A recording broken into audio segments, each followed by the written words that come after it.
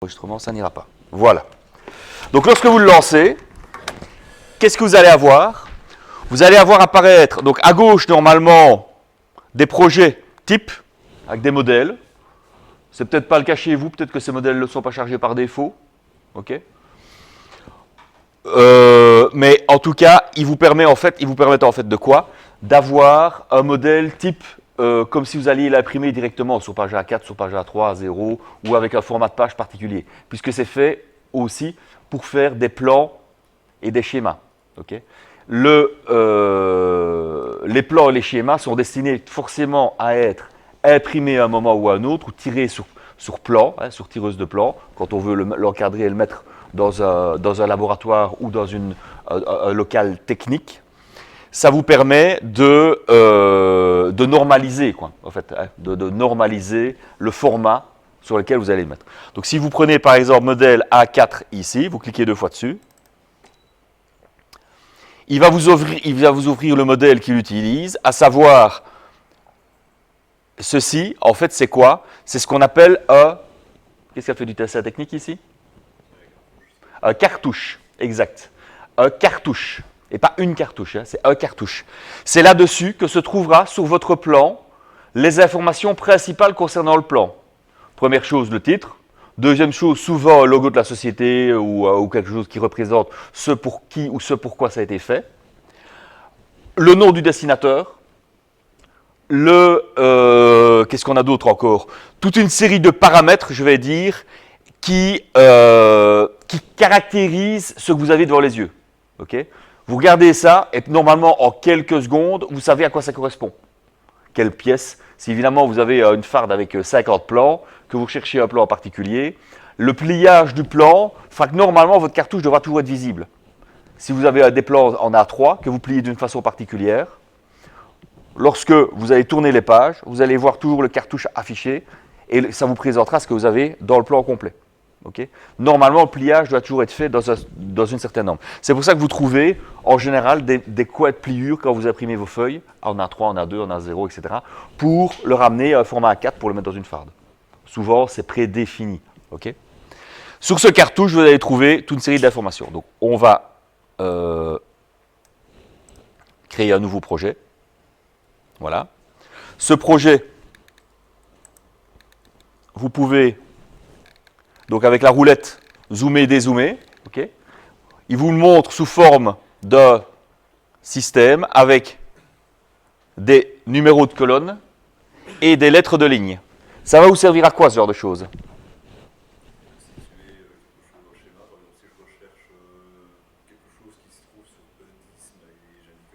Voilà, exact. Donc, dans votre plan, il y aura toujours un référentiel. Soit si c'est un plan de situation, ben, on vous dira le référentiel, il se trouve dans quelle case. Soit à l'inverse, si vous mettez des numéros de circuit dans votre installation, A14, ben vous savez que A14, ça correspondra dans la grille à un élément qui se trouve ici, dans votre schéma électrique. Okay. C'est un élément référentiel. Normalement, c'est comme ça qu'on fait un dessin technique en électricité. Beaucoup de gens ne respectent pas cette norme-là. Pourtant, quand vous le respectez, c'est super pratique. Merde, c'est quoi ça? Ah oui, là, je suis à A14. On regarde sur le plan. Disjoncteur A14, il se trouve là.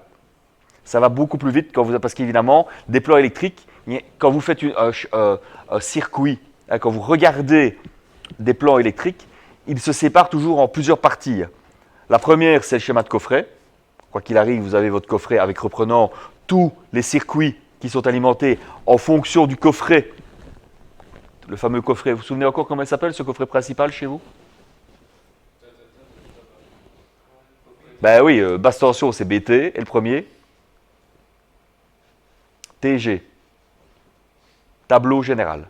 Tableau général basse tension. Donc TGBT. Okay. Ça, c'est le circuit principal. On commence toujours par ça dans les plans. Schéma de tableau. Si vous avez un tableau secondaire, deuxième page, ben, tableau secondaire tel, qui se trouvera référencé comme tel ou tel. Pardon?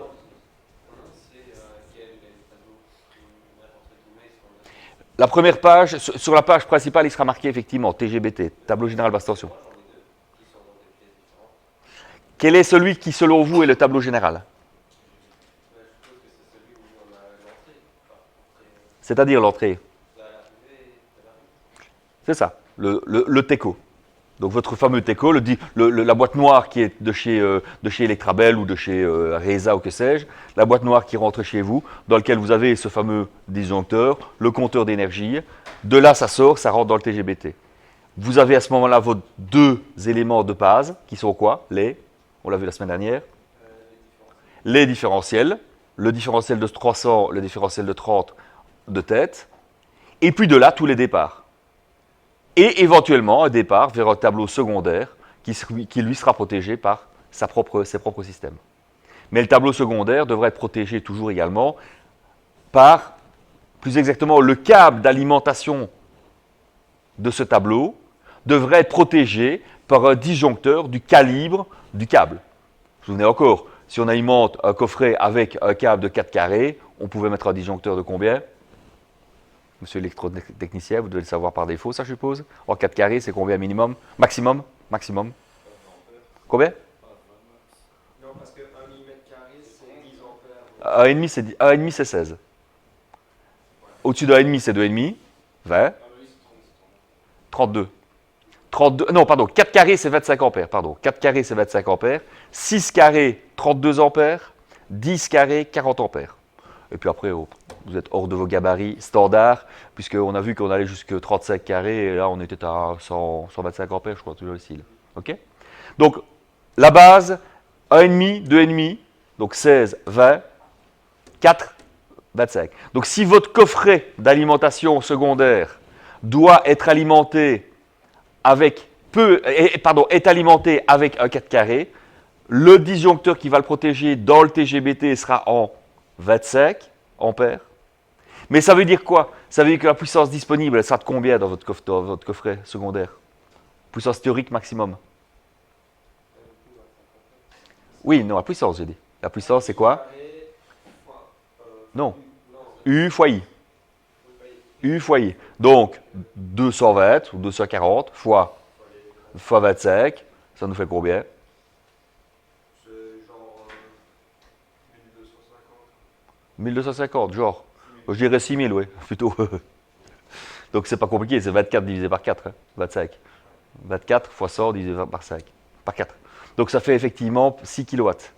Donc, si vous avez un coffret secondaire sur lequel qui est alimenté en 4 carrés, il faut que le circuit, au maximum, ait dessus, en simultané, 6 kW.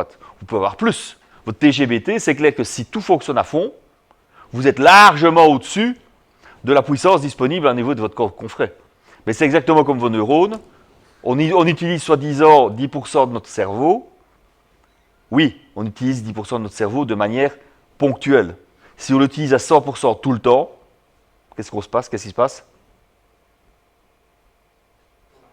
Bah oui, on crache, on meurt, bien sûr. Forcément, vous ne sauriez pas utiliser votre système complet de manière à 100% tout le temps.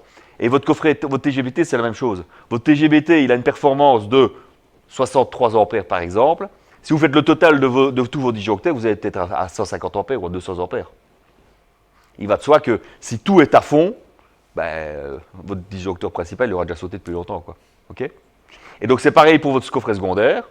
Vous l'alimentez avec du 25 carré, du 25 ampères, donc du 4 carré. Vous aurez maximum une possibilité d'utiliser 6 kW. C'est pas pour ça que vous n'allez pas mettre un disjoncteur de 20, un disjoncteur de 10 et un disjoncteur de 16. Hein.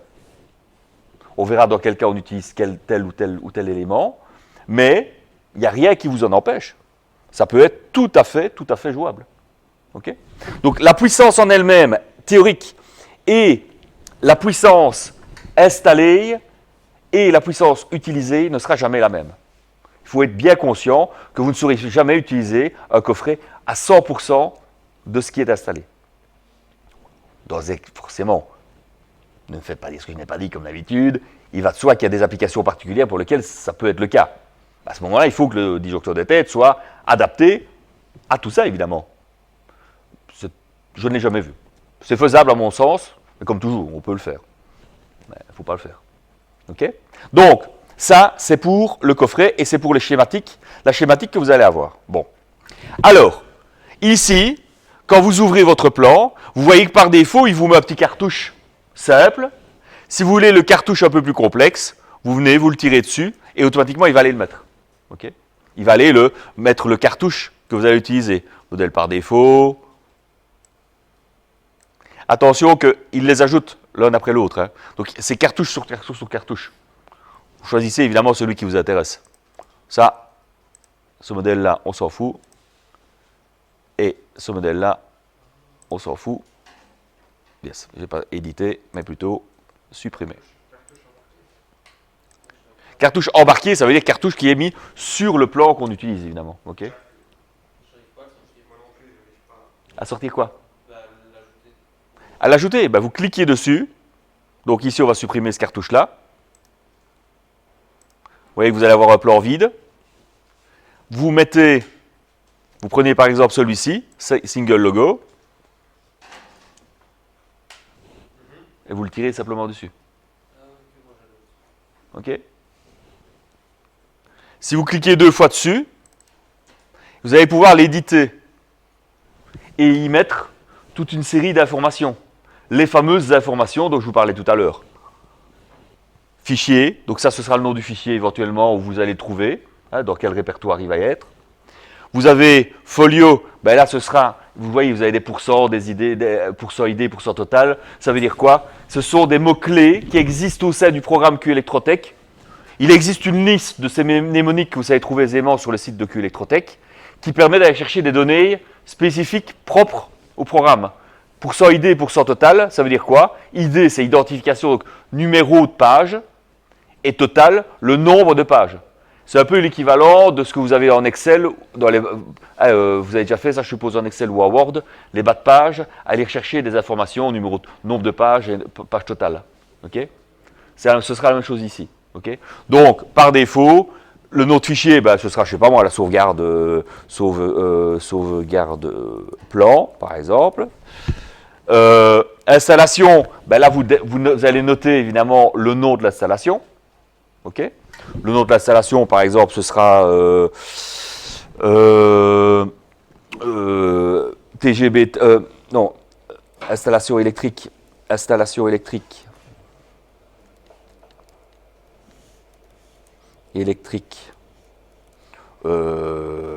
outil, par exemple, on va dire, ce sera celle de ma maison, par exemple, vous marquez celle de votre maison. En dessous, localisation, c'est pas compliqué, localisation, ça vous mettez l'adresse des lieux.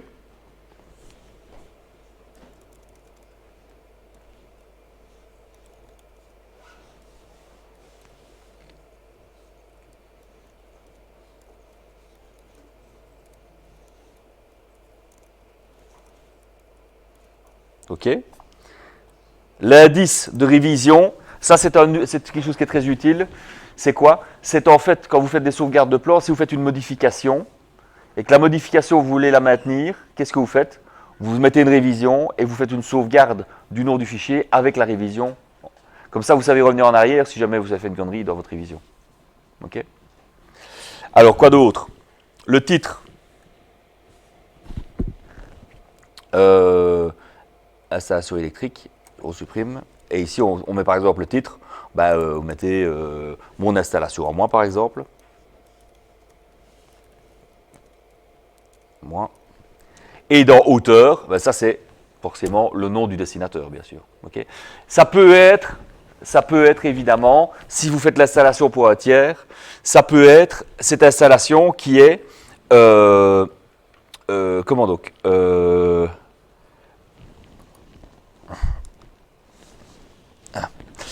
ça peut être cette installation, l'installation pour le nom du tiers, de la tierce personne.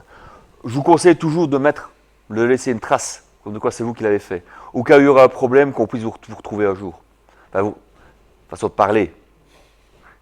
Bon, si vous voulez pas laisser de trace, vous me dites maintenant, mais je dirais par là que, supposons que vous faites une installation un peu complexe et qu'on doit vous recontacter, qu'une tierce personne intervienne et doit faire une modification, c'est toujours bien de savoir qui est l'auteur du projet, quoi.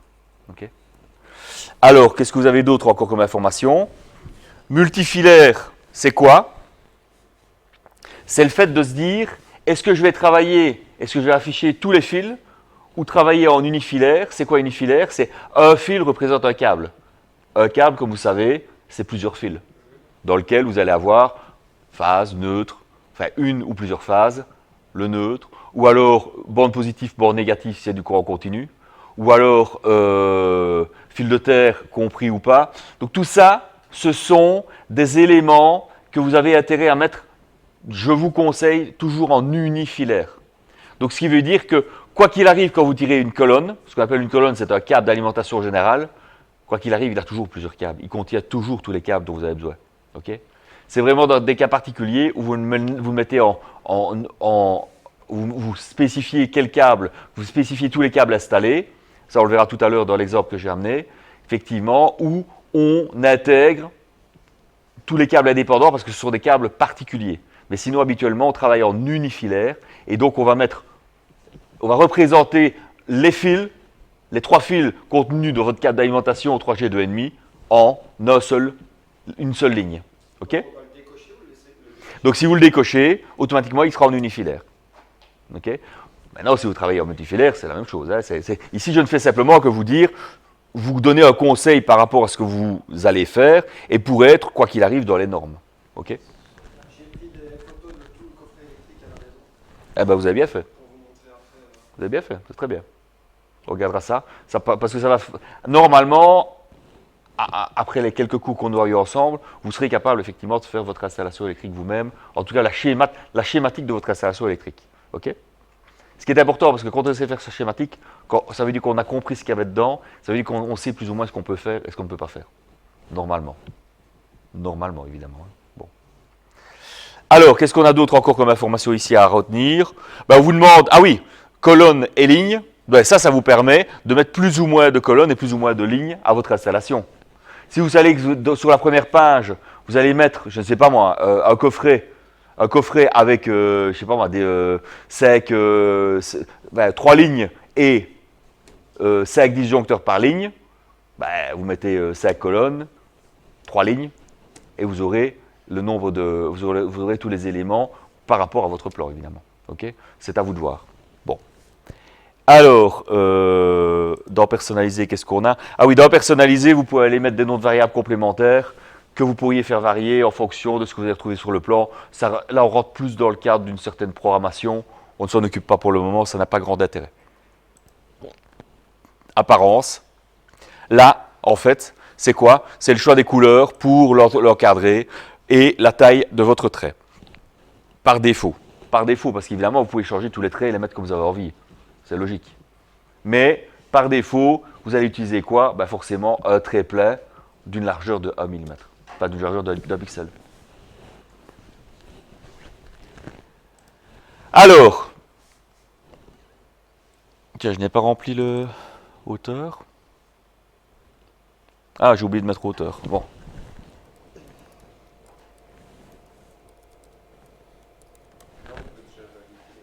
Vous pouvez simplement valider. Et qu'est-ce qui va se passer? Votre cartouche va se remplir automatiquement. OK? Et si vous créez une nouvelle page, eh bien, le cartouche continuera à se remplir. Donc, vous faites ici une nouvelle page. C'était où encore ça, les pages? Non, pas ici. Non. Mon installation à moi. Oui, c'est ça. C'est ça. Ajoutez un folio et vous aurez une deuxième feuille qui, de nouveau, intervient avec le même cartouche, mais il y a toute une série de paramètres à nouveau remplir. Si vous... si, normalement, si. Non, c'est le même cartouche. Ouais,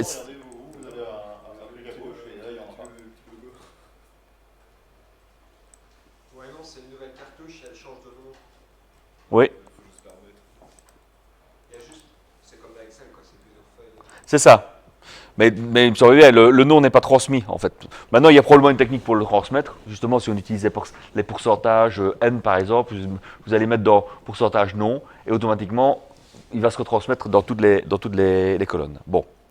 Alors, si on revient ici, donc comme je l'ai dit, le premier élément, ce sera mon installation à moi, trait d'union. Qu'est-ce qu'on a dit? TGBT. OK? TGBT. Dans lequel, d'un point de vue très schématique, vous allez intégrer les éléments de votre tableau. Si vous avez regardé les photos de vos tableaux, ok, vous vous souvenez sans doute que, je vais d'ailleurs en ouvrir un ici puisque j'ai pris quelques photos de tableaux avant de venir, j'espère que je suis connecté. Je ne suis pas connecté, donc ça n'ira pas. Voilà. Si je prends ici les photos, voilà. Voilà. C'est un élément de tableau que j'ai justement été faire un déménagement le week-end dernier. Vous avez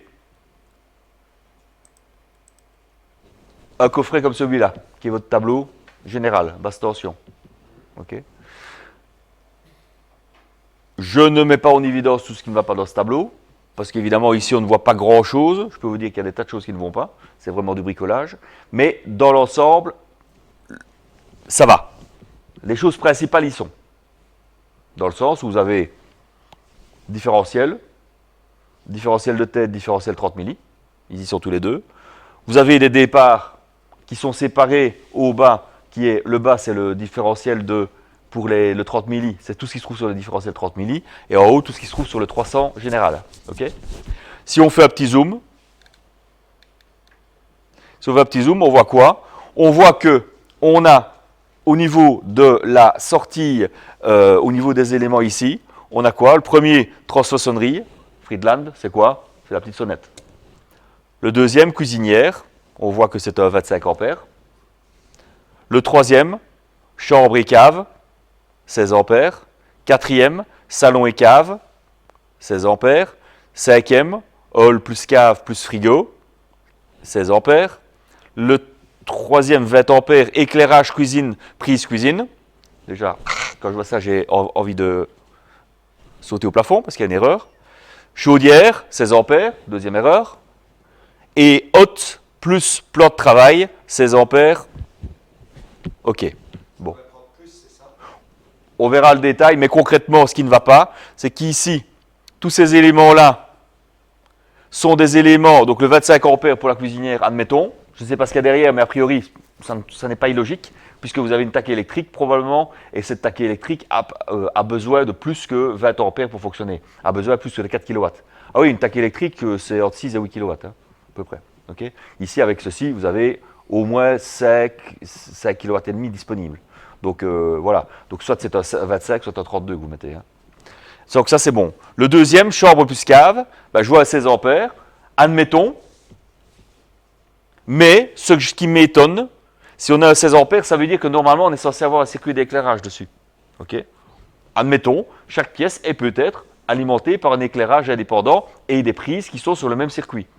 C'est pas illogique, c'est pas plus mal parce que ça veut dire que si vous avez un élément qui saute, vous gardez de l'éclairage dans la pièce d'à côté. D'un autre côté, ça veut dire que si vous coupez le courant dans cette pièce-là pour travailler sur les prises, vous n'avez plus d'éclairage. C'est un choix technique à faire au départ. Moi, je préfère avoir un réseau d'éclairage indépendant, comme ça j'ai de l'éclairage partout dans la maison et je sais travailler sur mes prises si je dois faire une modification. Mais voilà, c'est un choix que chacun a le droit de faire. Mais ce qui m'effraie quand je vois ça, c'est que le seul endroit où on voit éclairage référencé, et c'est le cas, il y a un disjoncteur pour tout l'éclairage, c'est un 20 ampères. C'est interdit. Interdit. Ce sera combien, monsieur le spécialiste en électrotechnique? Vous ne savez pas. 16 ampères. Circuit mixte, 16 ampères. Donc on a de l'éclairage ou des prises sur le même circuit. C'est obligatoirement 16 ampères. Sinon, s'il n'y a que des prises, vous pouvez mettre 20 ampères. Et s'il n'y a que de l'éclairage, vous mettez 10 ampères. On travaille. C'est-à-dire, dites-moi. Si on peut mettre et de l'éclairage et des prises à 16 ampères, Oui. et puis vous mettez après, on peut mettre que des prises à 20 ampères.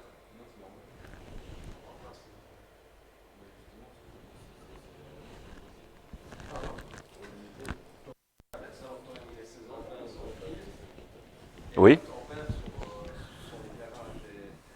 20 ampères sur l'éclairage, pourquoi? Non, non, l'éclairage et les prises, le mixte.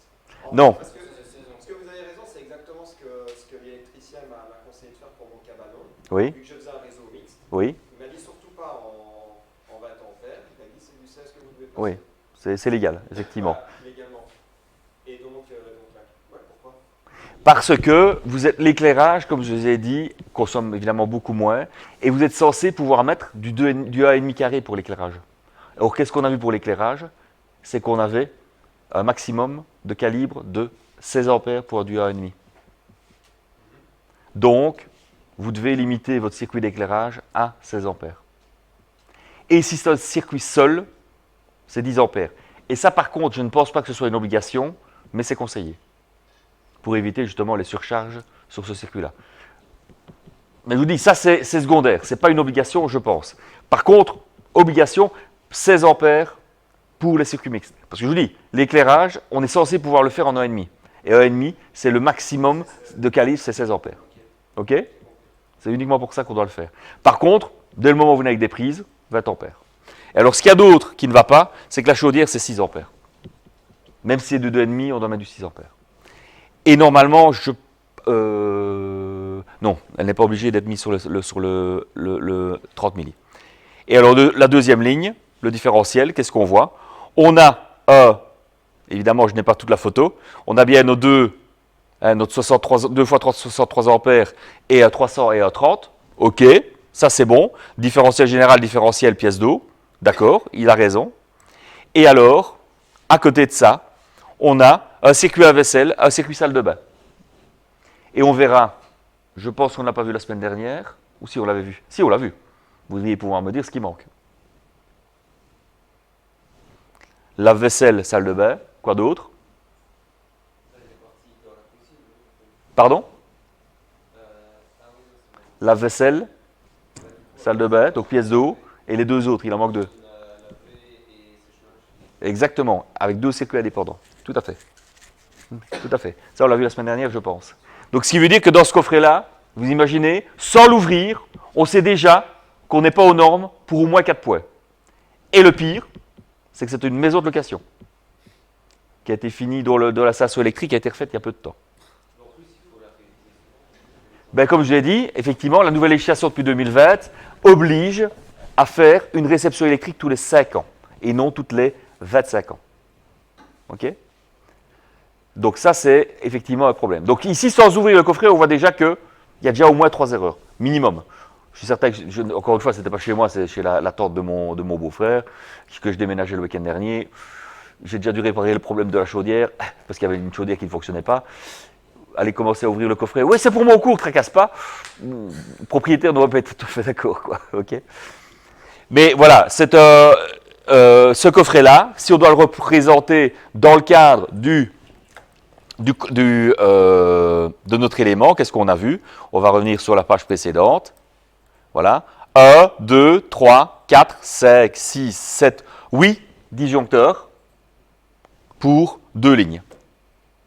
Donc, sur notre plan, on va revenir, on va aller faire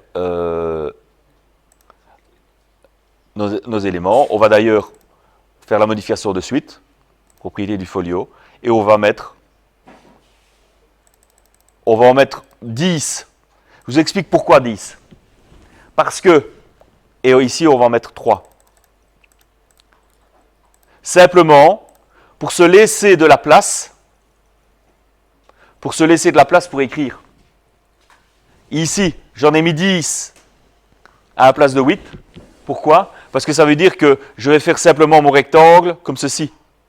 OK? En laissant de la place ici, ici, ici, si on avait des notes complémentaires à prendre. Ce n'est pas une obligation de nouveau, c'est simplement là un petit truc un peu plus simple pour travailler. Donc, on va rezoomer.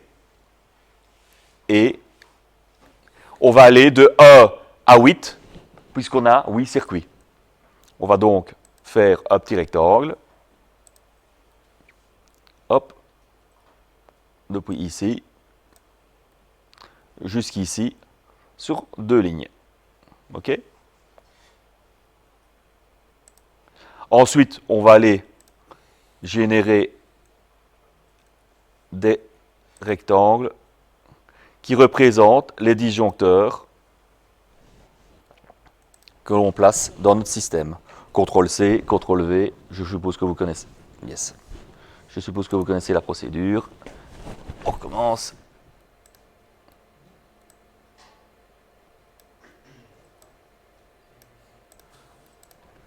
chercher où le rectangle? Le rectangle ici au-dessus, dans les outils. Ah oui. OK. Puis alors CTRL C, et puis alors on va aller le coller à d'autres endroits. Hop, comme ceci.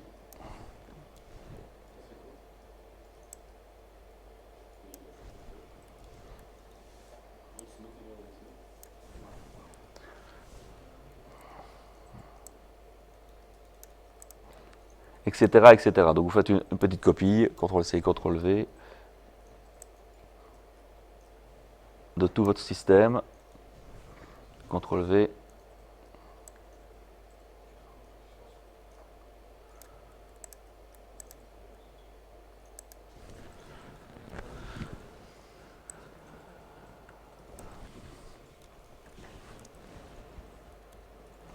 Et comme ça, vous avez la représentation physique, schématique, de ce qui correspond à la réalité de ce que vous avez sur vos photos. Quand vous faites un relevé pour faire une installation électrique, un relevé d'installation électrique, n'hésitez pas. Une photo en trop vaut mieux qu'un manque de photos. Okay. Quand vous faites le relevé, au prix de la photo de nos jours, comme vous savez, les appareils argentiques, on ne les utilise plus, on utilise des machines assez géniales qui s'appellent un GSM, dans lesquelles la photo ne coûte rien. Donc vous en faites 10 même de trop, c'est pas trop grave évidemment. OK?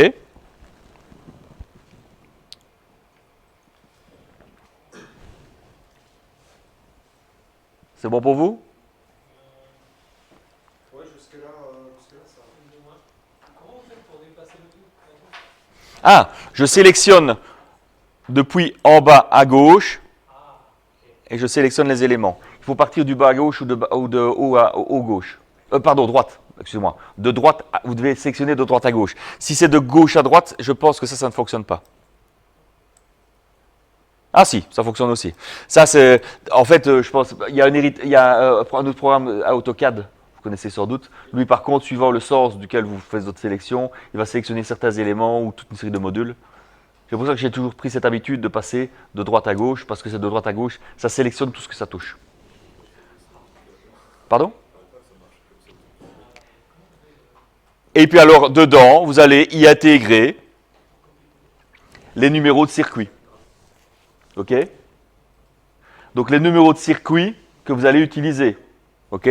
Si vous reprenez le coffret qu'on avait vu tout à l'heure, oui, je dis bien le coffret de tout à l'heure. Où est-ce qu'il est? Il est ici. On avait, vous voyez, vous avez des références qui ont été mises. A, B, C, D, E, F, G, H. Ça, on vous donne, ce sont les numéros de circuit, les lettres qui correspondent aux numéros de circuit. OK? Donc on a été les reproduire sur le schéma électrique. C'est ça. Donc là, qu'est-ce qu'on va faire? On va le reproduire effectivement ici. Donc A à partir d'ici. Donc on prend un petit texte, un mot de texte. A.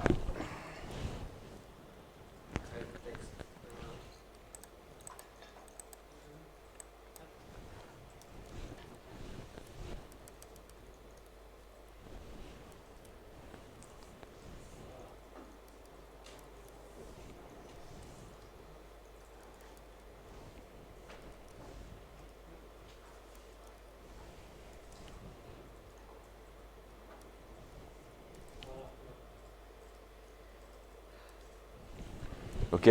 Alors après, vous les éditez. Oui, mais ça, encore une fois, ça c'est du cosmétique. Hein. Vous centrez comme vous avez envie.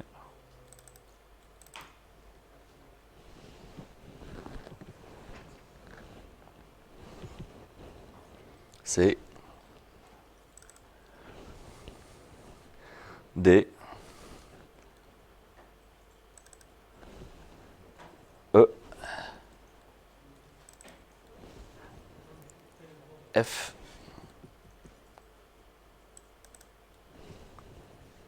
G. Et puis alors, si on reprend la photo, qu'est-ce qu'on a d'autre? Ah non, je me suis trompé, excusez-moi. Ils ont mis I, vous voyez, à la place de G. Pourquoi est-ce qu'ils l'ont appelé I à la place de G?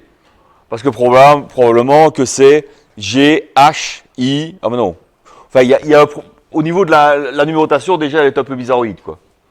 Mais ça, malheureusement, quand vous faites le schématique, il faut se référer à ce que l'électricien qui a mis en place ce qu'il a fait, quoi. Alors évidemment, il y en a qui vous en empêchent de renommer les numéros de circuit. Parce que ça, normalement, le mieux, c'est d'utiliser une petite imprimante d'IMO et d'aller écrire proprement à la DIMO, avec les numéros de circuit. Okay, et là, c'est à ce moment-là que vous pouvez renommer vos circuits de manière logique. Ici, il l'a appelé A à I, en oubliant G et H. Ben, on va aller faire ça, alors, tant pis. Milliampères. Et c'est pas 20, c'est 30. Et de l'autre côté,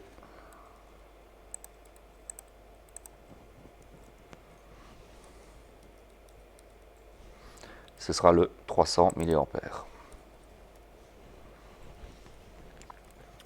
Alors évidemment, ça ne rentre pas dans les cases. On fait, dans ces cas-là, qu'est-ce qu'on fait? On change la taille des pixels. Je ne sais plus où c'était, c'est bouton droit. Orienter le texte, non. Éditer le champ, non. Il y a une propriété qui vous permet de choisir la taille du texte. C'était ici peut-être? Non. Taille. Ici dans la taille, vous avez ici 9. Vous voyez la taille, taille 9.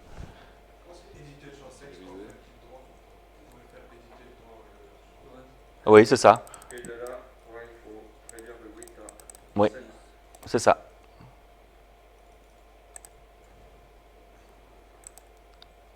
Oui, à 7 par exemple. Et là, effectivement, ça rentre un petit peu mieux dans les cases. C'est pas encore tout à fait suffisant. On va éditer une fois de plus et on va le mettre en 7. Voilà. Alors ensuite, ce qu'on met encore sur cet élément-là, on doit nommer le premier, puisqu'on sait que le premier, c'était quoi? C'était le... Pardon?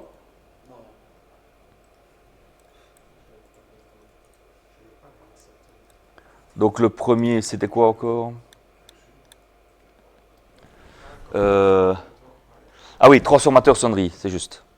Donc,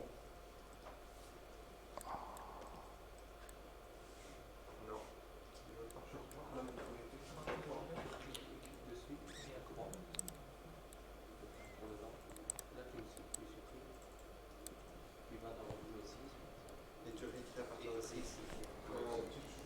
est un peu vieux, là, quand même. pardon? Ça... Ouais, il est un peu capricieux, je trouve. Ah oui, bon. Transfo.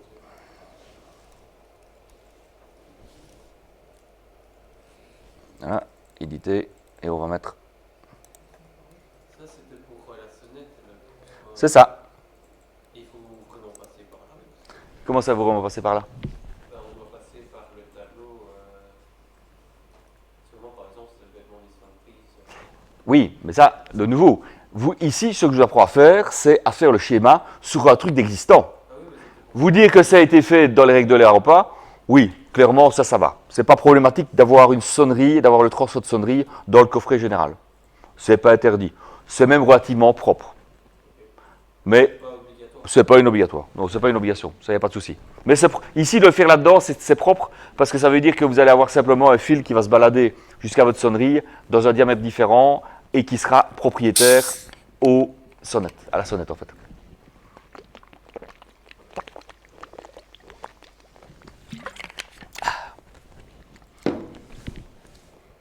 Hop, et là, on va nouveau le mettre en 6 ou en 7. Ouais, ça passe dedans. Et alors derrière, vous avez maintenant la possibilité de mettre les calibres, donc autrement dit, les tailles des disjoncteurs qui sont installés. Donc le premier de mémoire, c'était 20. Donc c'est un 20, ah non, c'est un 25, un 16, un 16, un 16, un 25, ah non, un 20. Donc 25, 16, 16, 16, 20, 16, 16. Donc on prend de nouveau un texte, 16 ampères. 25. Le premier c'est 25 effectivement. 25.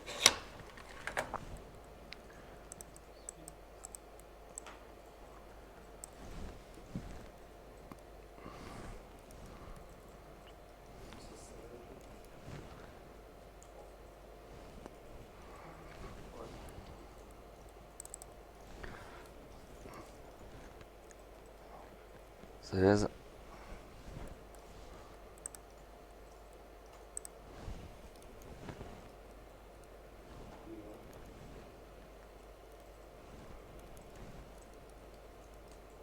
La de mémoire, c'est à 20.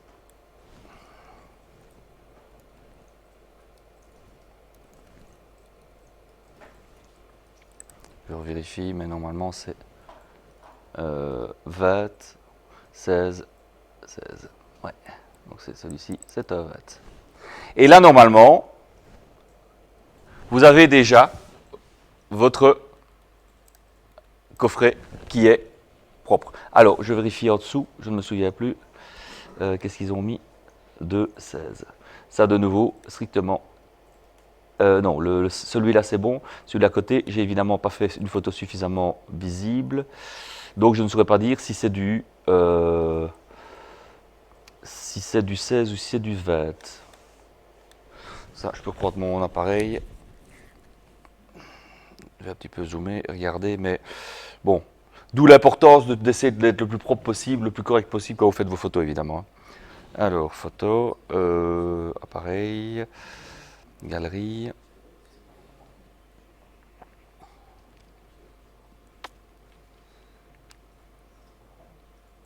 Ah ben j'ai oublié, effectivement, je m'aperçois qu'à côté de salle de bain, donc j'ai JKL en fait. J'ai JKL et c'est des 16 ampères tous les trois. Donc si je reprends la photo, ici j'ai un JKL. J'ai un J ici, que je vais mettre ici. J. Et alors, ce sont des 16 ampères tous. Ça de nouveau, complètement illégal. Ça datait du 20 ampères. En tout cas, pour ce qui est machine à lessiver. Et l'autre, c'était quoi? C'était la vaisselle, je crois. Il y a la machine à lessiver, sèche-linge, salle de bain et je sais plus c'était quoi le dernier. La chaudière, non? Oui, chaudière, 16 ampères, mais ça, 6 ampères, mais ça, c'est bon. Donc, hop, 16. Donc, c'était...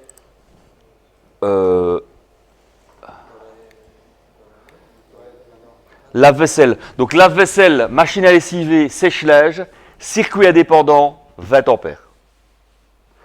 Salle de bain, ça dépend. Ça va dépendre de quoi? Pardon? Qu'est-ce qu'on a vu tout à l'heure? 16 ou 20. Voilà.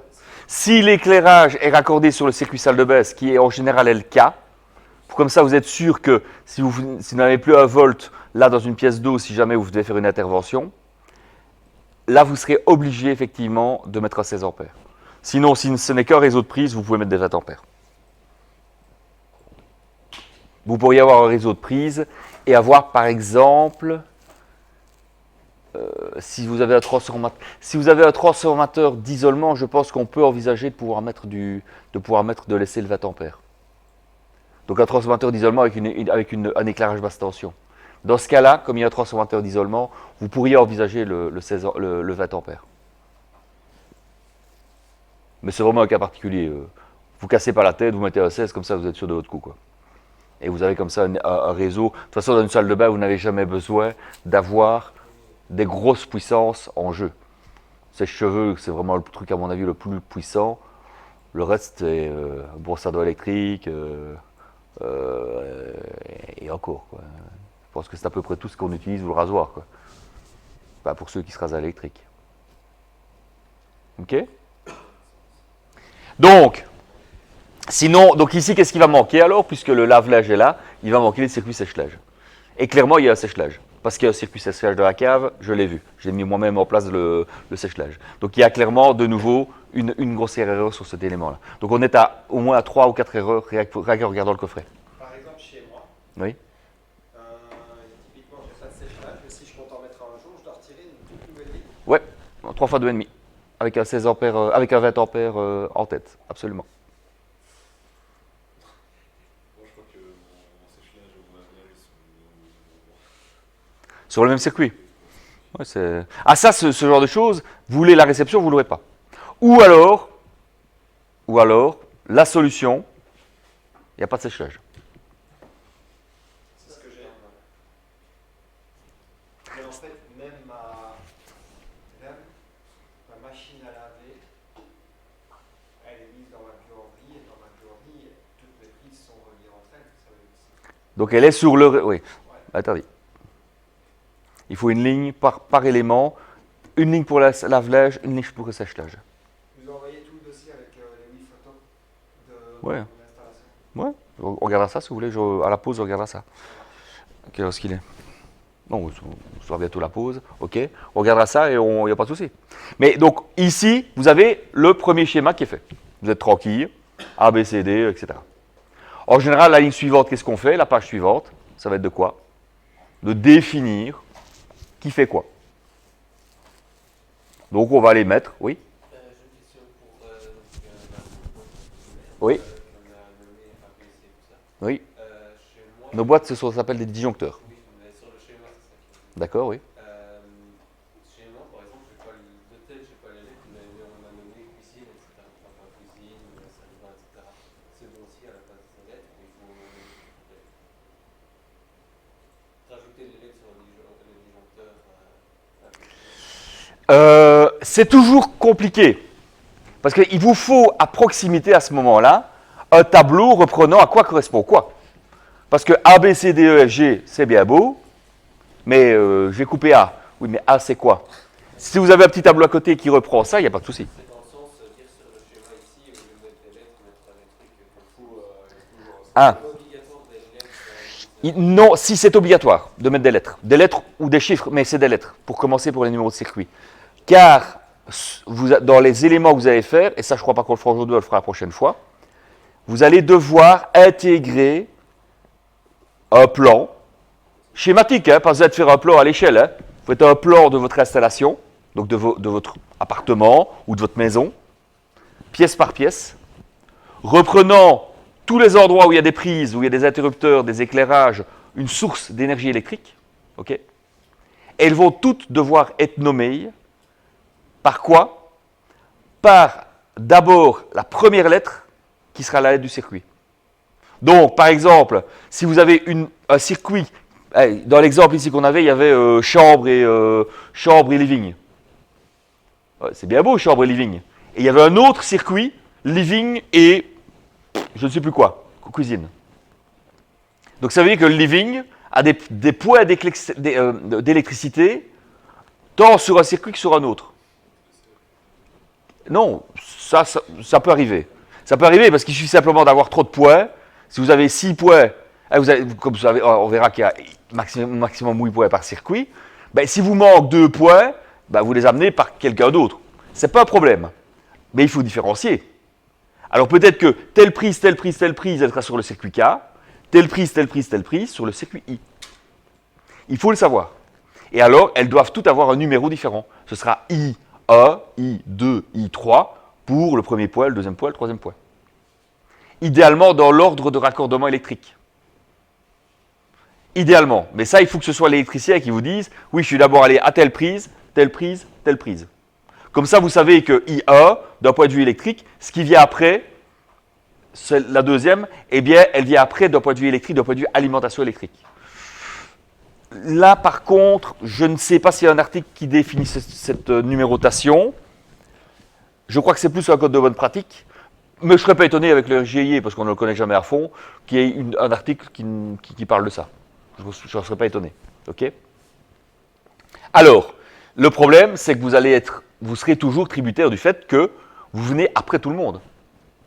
Quand vous venez pour faire l'électricité, le schéma électrique, ben, la plupart du temps, l'installation est faite. S'il n'est pas faite, s'il est en cours, c'est que c'est vous qui le faites, ça veut dire que c'est vous qui allez faire le schéma. Ou en tout cas, quelqu'un qui sera subordonné, quelqu'un que vous pourrez aider, aiguiller sur les informations que vous allez devoir mettre sur les plans. Mais sinon, vous ne savez pas réinventer la roue. Il faut soit faire un relevé physique, regarder d'abord un relevé visuel, et puis alors après, idéalement, il faut faire un relevé approfondi. Circuit par circuit, on compte, ah oui, ce circuit-là est toujours alimenté, celui-là ne l'est plus. Donc ça veut dire qu'on n'est pas sur le même, etc. etc. Ça peut être fastidieux, ça peut être lourd, et ce n'est pas le genre de travail à faire tout seul. Il vaut toujours mieux être plusieurs. GSM, ah, coupe un peu le circuit A, tac, ah oui, c'est telle prise, Ok, A, B, C, D. Enfin, circuit A, A1, A2, A3, A4, c'est là, c'est là, c'est là, c'est là. Puis on coupe le deuxième, coupe le troisième. Ça vous évite de monter, descendre, monter, descendre, monter, descendre. Ok. Bon. Ça, c'est de nouveau que de bonne pratique. Ce n'est pas non plus une obligation. Mais ici, par rapport à ce qu'on vient de faire comme relevé, donc vous voyez, relevé simple, 3 photos. Avec 3 photos, j'ai tout mon coffret, j'ai tout le détail de tout. Ma première page est faite. C'est souvent le plus important, le TGBT. Après ça, ben alors, ça va être photo dans l'appartement ou dans la maison de tous les points, idéalement en étant logique. On rentre dans une pièce. Première pièce, ce sera point, point, point, point, point, point, point, point, point, point. Deuxième pièce, point, point, point. Et comme ça, quand vous refaites votre schéma après, vous savez à quoi correspond quoi.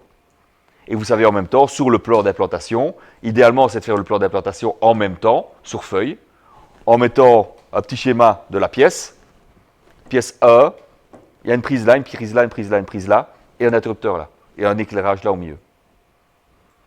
Comme ça, vous avez les photos des éléments, en cas d'oubli, vous avez les éléments, le remplacement, et vous avez le référencement logique par rapport à votre élément. C'est toujours la même chose, vous êtes systématique, bah vous aurez normalement pas trop de problèmes pour faire un relevé de ce type-là.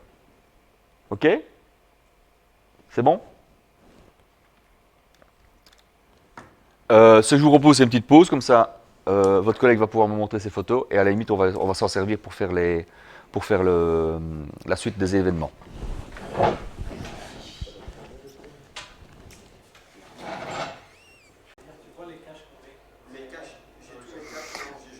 Donc, les photos dont vous parlez, bureautique, hop.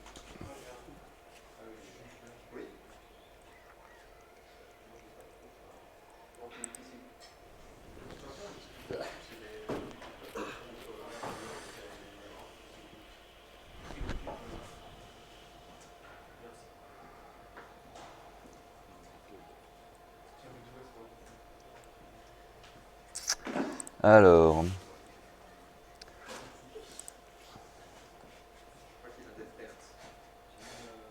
Aquamail, c'est quand même un bon outil à ça. Aquamail, non? Ça fait le taf, oui. J'ai acheté la version complète pour justement ne pas être limité avec le nombre de comptes. Il faut reconnaître, c'est bien pratique. Alors,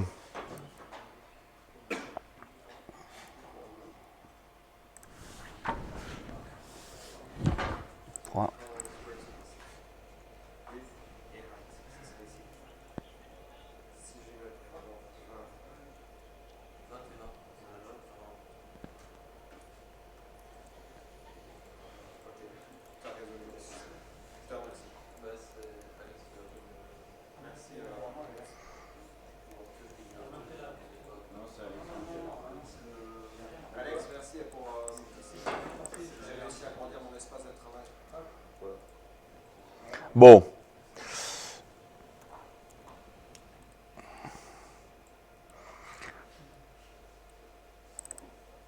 Donc, si on prend les photos envoyées par M. Sortino, voilà, qu'est-ce qu'on a? Alors, première chose, ici, qu'est-ce qu'on voit? On voit l'élément, normalement je vais pouvoir zoomer, voilà. On voit le compteur avec tous les coffrets, avec le coffret, le TGBT qui s'ouvre juste à côté. Bon, déjà ce qui me paraît bizarre, c'est de voir une bonbonne de gaz comme ça juste à côté d'un coffret électrique. Déjà ça, normalement pas tip top, je crois. Mais bon, ça c'est un pompier qui peut me dire ça, c'est pas à moi de le dire. Bah oui. C'est d'oxygène en plus. Non, c'est du CO2 qui permet de dissoudre le calcaire dans la conduite d'eau sous forme de fine poussière. Le CO2 qui enlève le calcaire de la conduite d'eau. Ça s'appelle le Solucalc. D'accord. C'est un système qu'ils mettent dans toutes les grandes entreprises avec une eau trop dure Mhm. et qui permet donc de ne plus avoir vraiment des gros morceaux de calcaire, mais bien de le dissoudre sous forme de fine poussière D'accord. qui puisse s'évacuer. Ça permet de garder le goût de l'eau. D'accord. On peut continuer à l'avoir. Bah, une eau. Évidemment pas pour les grandes entreprises, mais pour nous, oui. Quelqu'un qui utilise par exemple un système à cellule, Altérer le goût de l'eau, c'est-à-dire comment?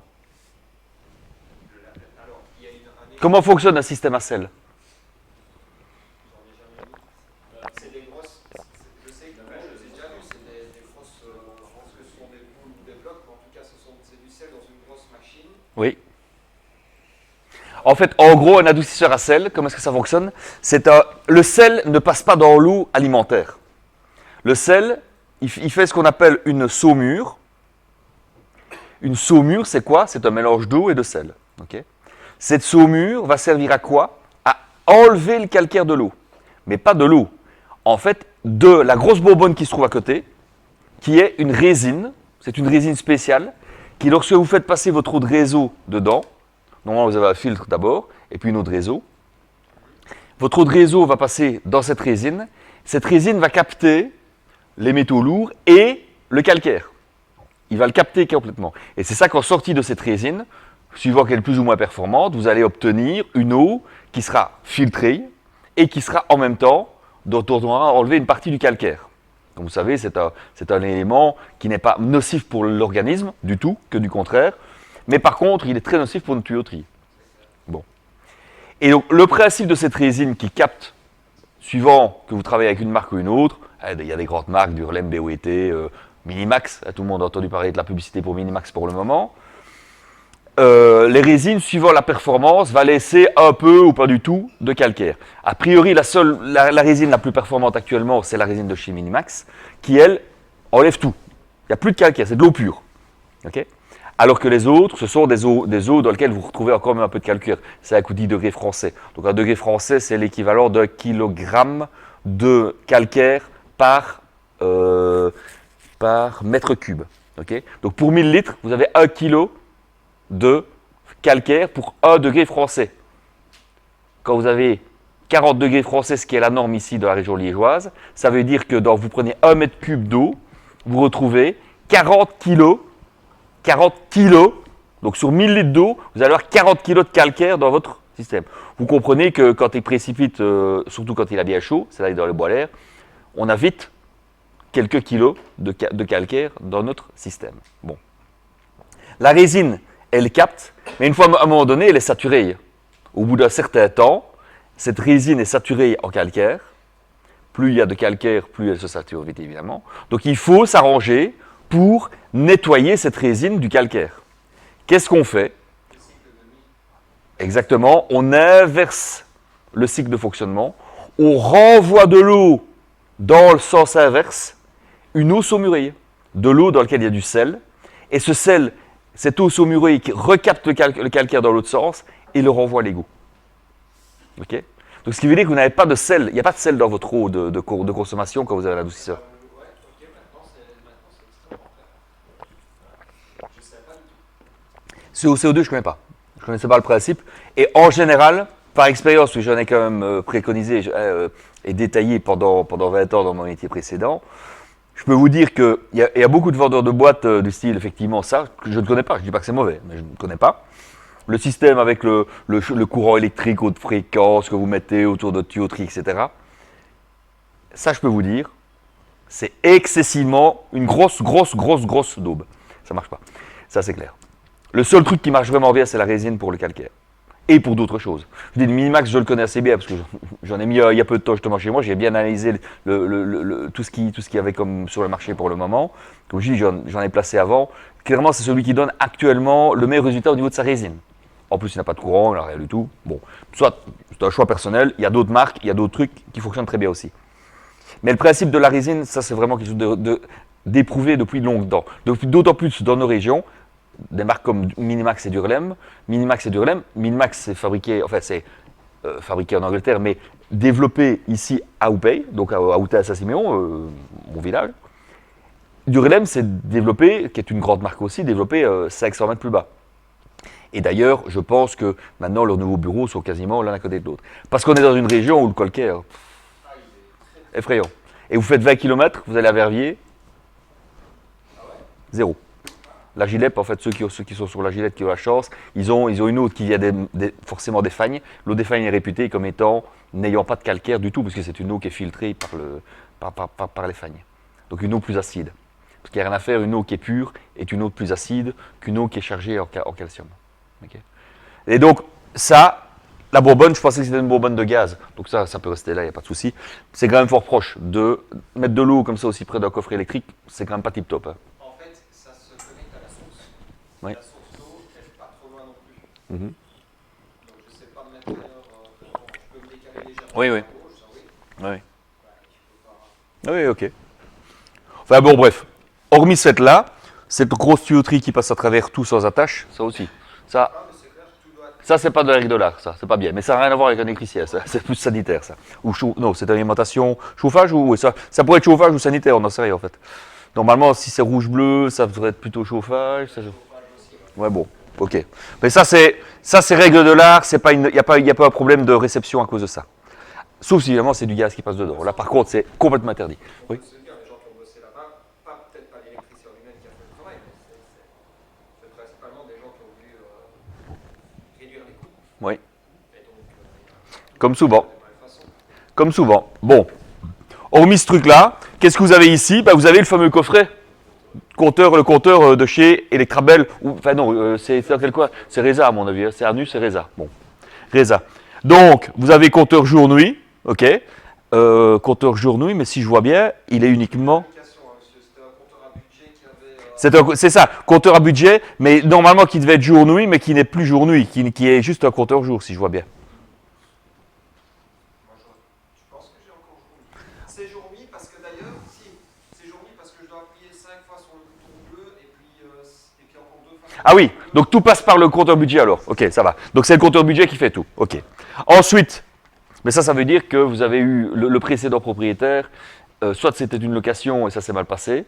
Il divisait la baraque avec le fils en haut. C'est ça. Et ils ont eu un impayé et donc Reza est passé pour leur mettre ça. Il n'y a que dans le cadre des impayés ou des problèmes qu'on met ce genre de choses. Oui. Le problème c'est la merde pour les enlever. Eh ben, il parlait de. Donc, moi, je comptais mettre des panneaux solaires prochainement.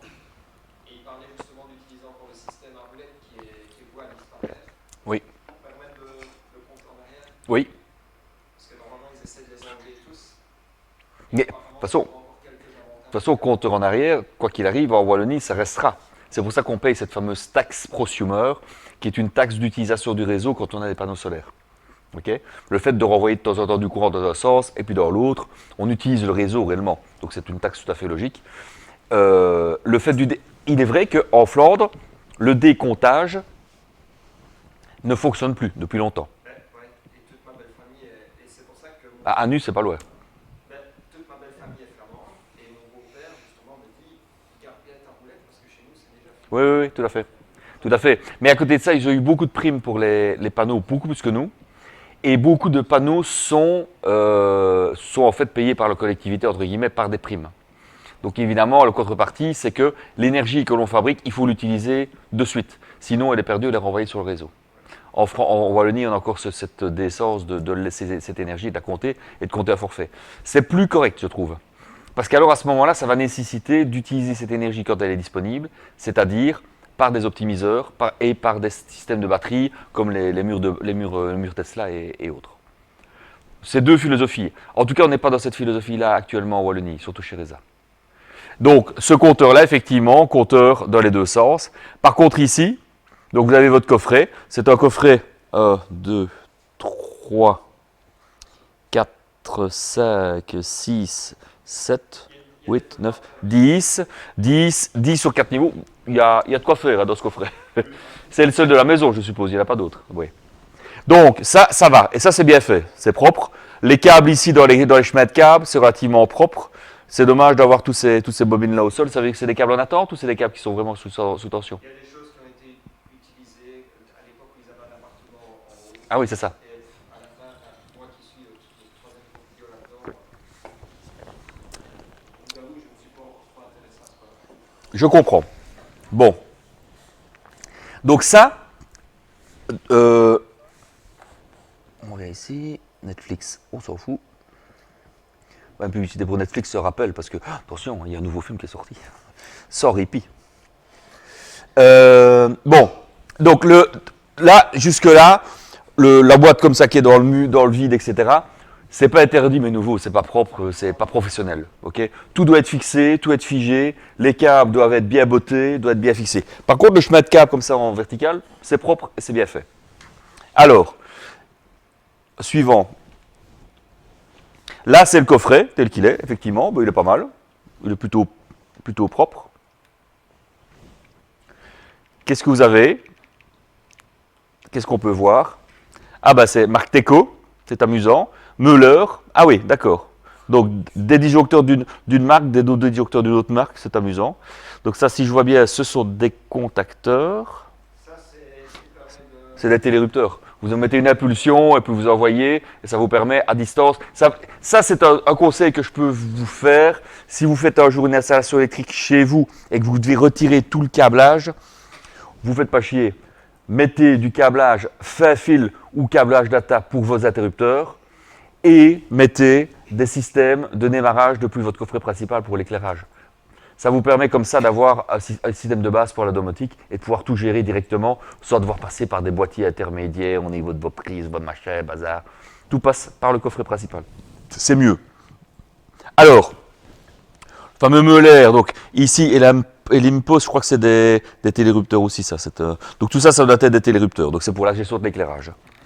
Ensuite, en dessous, qu'est-ce qu'on voit? On voit toute une série de disjoncteurs. Malheureusement, dans les photos d'après, monsieur. on a le détail, d'accord. Donc si je vois bien, c'est des C16 chaque fois. C16. Ah non, il y a un C25 à côté. C20, C20, C20. Donc a priori, circuit de prise, circuit mixte, tout ça, dans une marque. Müller, qui est une marque, je crois allemande de mémoire, mais soit, c'est pas mauvais, c'est voilà, bon petit matériel. Mais ce qu'il y a de dommage, évidemment, c'est de se dire qu'on utilise après du Müller et puis du Teco pour autre chose. Le mélange, c'est jamais bon. Et d'un point de vue esthétique et d'un point de vue technique. Vous voulez mettre un Pain, par exemple, un Pain qui va alimenter tous vos éléments, ben, vous allez vous retrouver avec des disjoncteurs qui n'ont pas le même écartement. Vous ne saurez pas mettre vos Pain pour tous vos disjoncteurs. Toujours travailler dans une marque et rester dans cette marque-là. C'est l'idéal. Et si vous faites un coffret en vaquet, vous le faites en vaquet pour tout. Hein.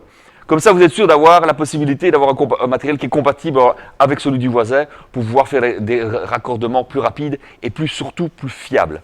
Il me semble que c'est justement les deux qu'on a mis récemment. Ça serait la Teco. Ouais, D'accord. ça serait la Jardin tout à gauche. D'accord. À côté, je Ok. Le mélange, c'est jamais le bon plan. Ok. Et ici, les autres Müller, on voit effectivement que ça a été et qu'on a nos deux différentiels de tête qui sont mis. Alors, a priori, pas mal, propre, complet, mais il y a un truc qui ne va pas. C'est quoi? C'est facile. Qu'est-ce qui ne va pas sur ce coffret de prime abord? Non, on s'en fout. Il faut combler une ligne avant de passer à la suivante. Non, on s'en fout. Il y a des cartes de protection, c'est très bien, c'est propre, c'est nickel. Je vous dis, d'un point de vue, voilà. Oui, donc, Aucune référence. Ça, pas bien. Donc là, évidemment, la première des choses, ce sera de commencer par repérer, faire ce qu'on a fait ici, A, B, C, D, E, F, G. Laissez-vous la place si vous devez ajouter des circuits à jour. Donc, vous commencez par exemple en haut, B, C, D, vu que vous savez qu'il y a une place vide ici. Comme ça, il y a de la réserve. B, C, D. Comme ça, le jour où vous refaites votre schéma, vous ne vous retrouvez pas avec une lettre Z qui apparaît n'importe comment. Ok. Vous mettez les circuits tels qu'ils doivent être si votre circuit est complet. Donc, B, C, D, E, F, G, H, I, J, et puis KL, MN, O, P, Q, R, S, T, etc. Et puis, on va au suivant. Et comme ça, vous avez quelque chose qui est complet. Et si c'est évolutif, si vous le faites évoluer, ben, vous n'aurez pas de problème de lettrage, quoi. De nouveau, ce n'est pas une obligation. C'est juste un conseil. Voilà. ça sera fait. Ça fait longtemps que vous voulez le faire. Voilà. 10 mots, hein, une simple petite 10 mots, une petite imprimante, je ne l'ai pas avec moi évidemment, petite imprimante étiquette, ça coûte 100 € de nos jours, vous mettez ça sur votre GSM en Bluetooth et il imprime sur n'importe quelle taille, c'est vraiment très très bien fait. Ensuite, je viendrai avec la mienne la semaine prochaine pour vous montrer, dans 15 jours, pour vous montrer à quoi ça ressemble les imprimantes qu'on utilise pour les installations électriques. Alors, suivant, ben là on voit simplement, ça c'est le coffret.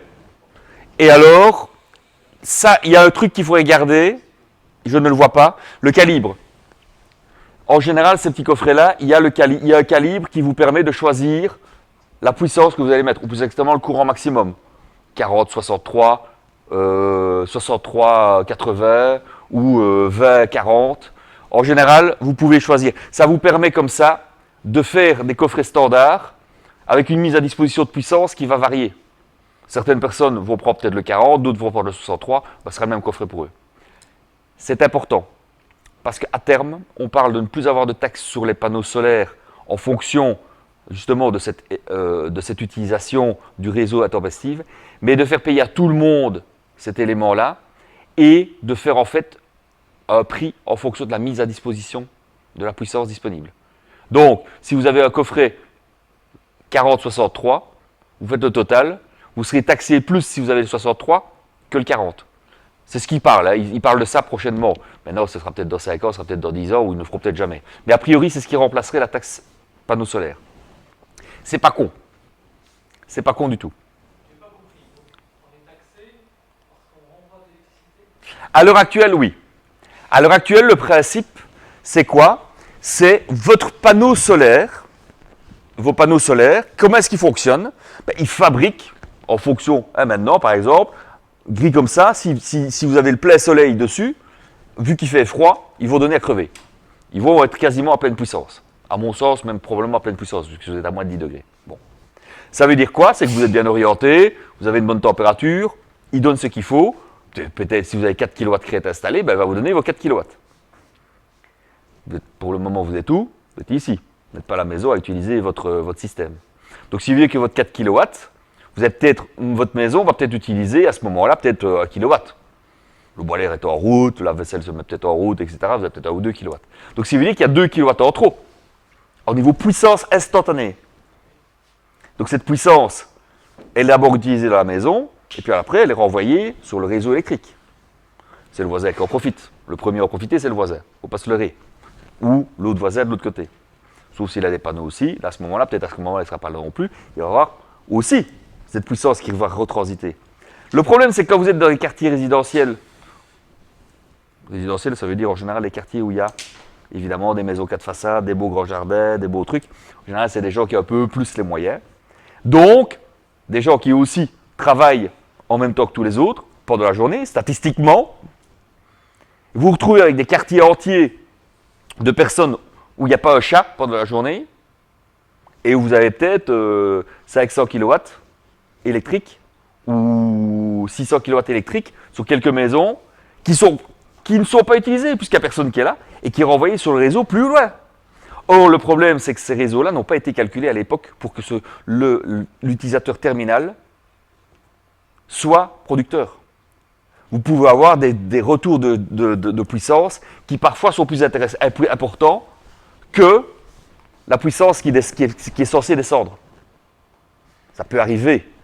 Donc il faut faire évoluer ce réseau-là. Il y a une utilisation du réseau à ce moment-là qui est dans l'autre sens. Mais vous, fin d'année, si vous avez des panneaux solaires qui comblent votre besoin, c'est-à-dire vous avez besoin de 6 MWh par an, ou 5, la moyenne c'est 3500 kWh par an, donc 3,5 MWh, et vous en fabriquez 3,5 ou 4 avec vos panneaux solaires. Ça veut dire qu'au fin d'année, 500 kW que vous avez de la vue, dans le meilleur des cas, mais dans le meilleur des cas, c'est zéro de toute façon. Vous ne payez pas de facture, puisque vous n'avez pas de consommation électrique. Vous avez fabriqué 4, vous avez consommé 4. Sauf que cette énergie, vous l'avez utilisée 2 fois. Vous avez été, à un moment donné, vous n'étiez pas là, il y a une surproduction, elle est renvoyée sur le réseau, et puis quand vous en avez besoin, vous allez réutiliser le réseau dans l'autre sens pour récupérer cette énergie. Donc le réseau sert de tampon par rapport à l'énergie que vous avez fabriquée. Et fin d'année, celui qui, lui, ne l'aura utilisé qu'une fois, c'est-à-dire j'ai besoin de courant, j'ai pas de panneau, je la consomme, lui, il n'utilise qu'une fois le réseau, pas 2, voire 3. Qu'est-ce qu'il va faire? Lui, il va payer pour l'utilisation d'un réseau qui a été utilisé par d'autres et pour lequel on ne paye pas. C'est à ça que sert cette taxe, dite prosumer, en fait. Vous comprenez le principe? Je comprends, mais pour moi, c'est illogique. Pourquoi?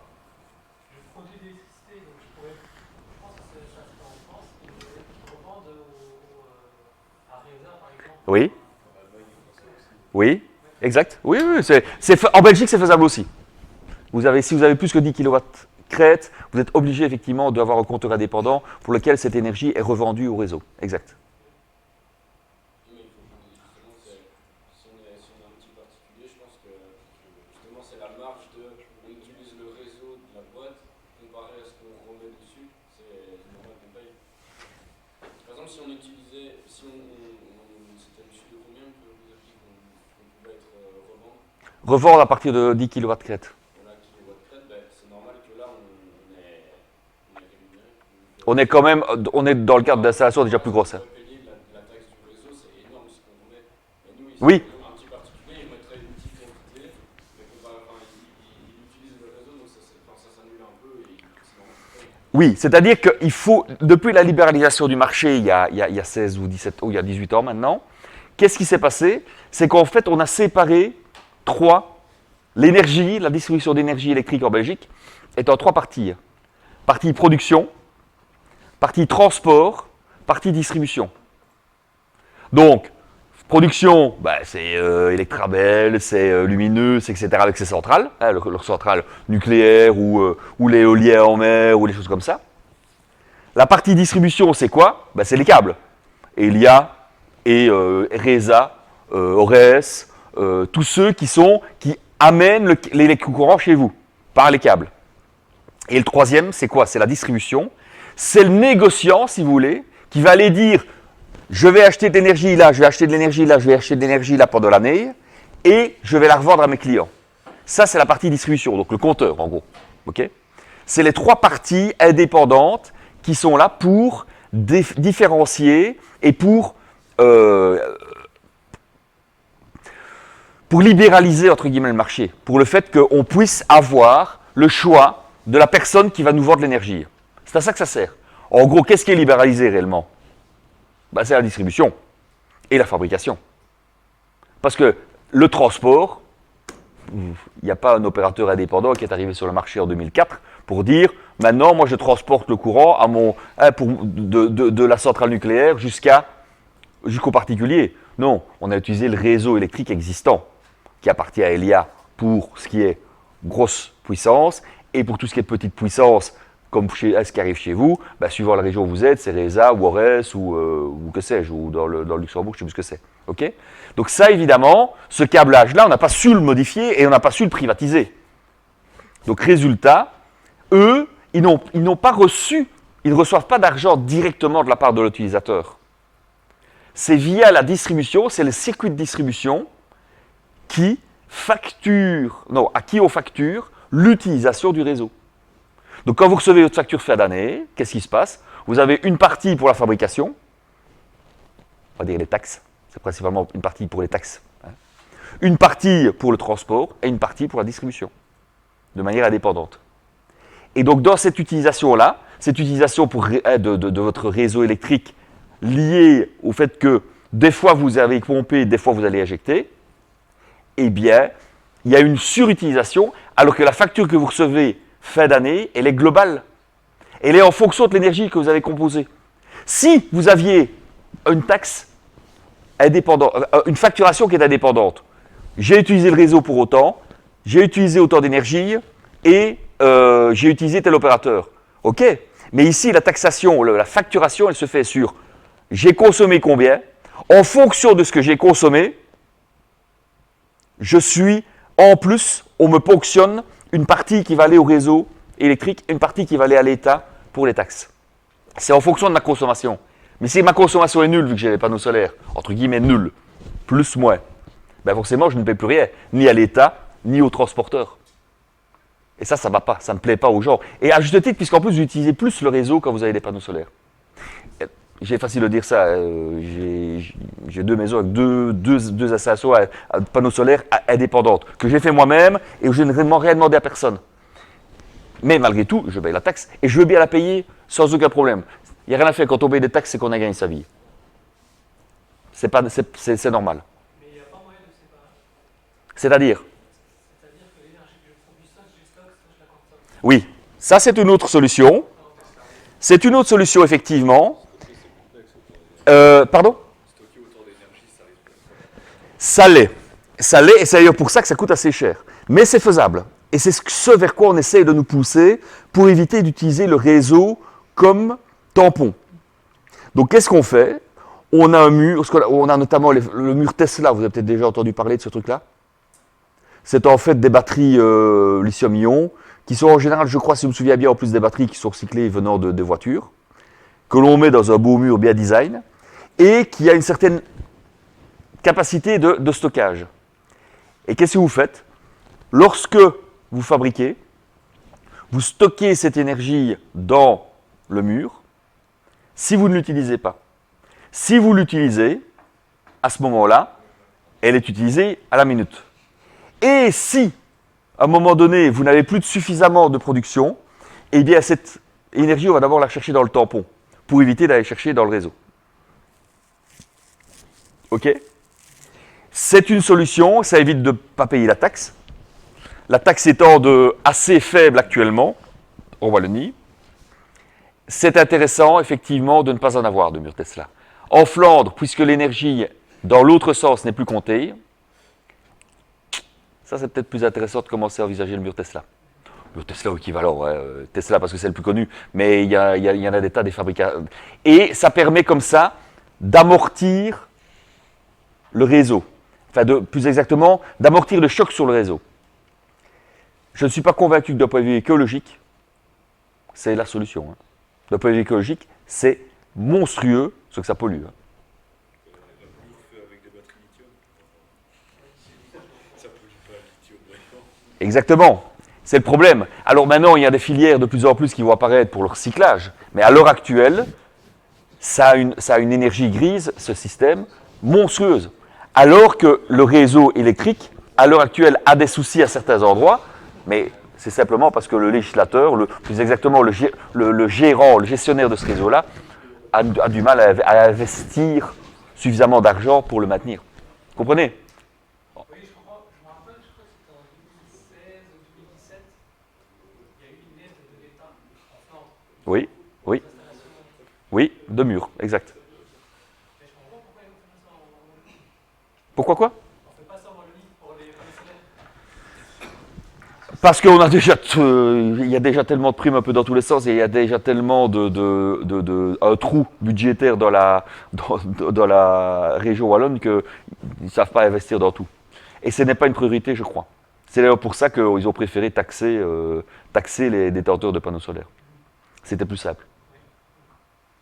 Plutôt que d'aller récupérer et d'aller réinjecter ailleurs. Voilà.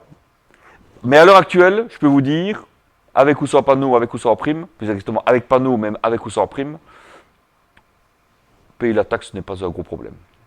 Ça reste juteux. Surtout au prix de l'énergie actuellement. Parce que de nouveau, c'est toujours la même chose. Ah ouais, vous croyez que j'ai l'argent pour investir dans des panneaux solaires? Ça, c'est discutable. Tout ce que je sais, c'est que 1 euro investi il y a 5 ans, à l'heure actuelle, ça vous en rapporte 2 ou 3. Sans prime, hein, sans rien du tout. Hein, sans rien du tout. Sans avoir besoin de l'État pour vous aider. Il y a 15 ans, ce n'était pas pareil, avec les fameuses primes certificats verts. Là, c'était autre chose. Mais là, maintenant, non, il n'y a plus besoin. Franchement, ça reste rentable. Même si vous passez par un opérateur. Évidemment, moi, je fais tout moi-même. Donc, c'est encore plus rentable. Mais quand vous passez par un opérateur type, je ne sais plus quoi, enfin, n'importe quel installateur officiel, ça reste quand même malgré tout juteux.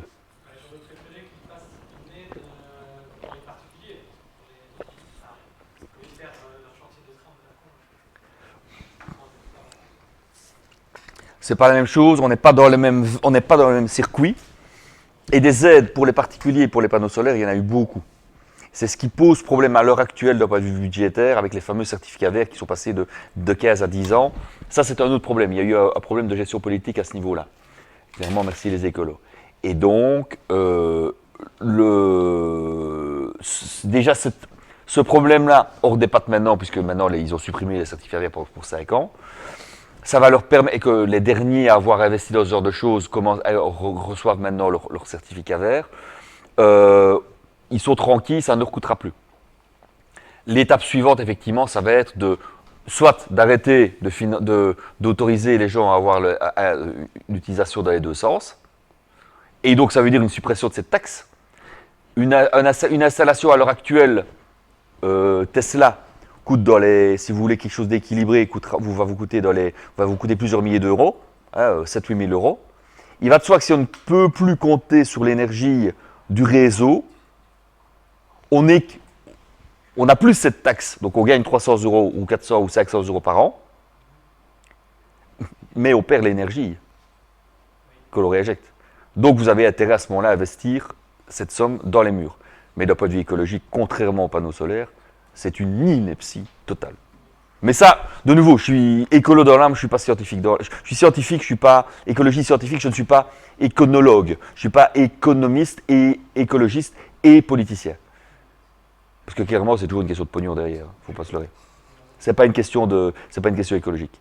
Donc venir imposer les gens à avoir à faire ce genre d'investissement, je trouve que c'est un peu dommage.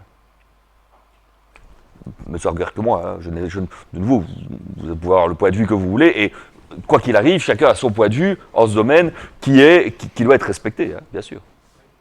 Okay. Qui est-ce qui a des panneaux chez lui ici? D'accord, ok. Qui d'autre? En France?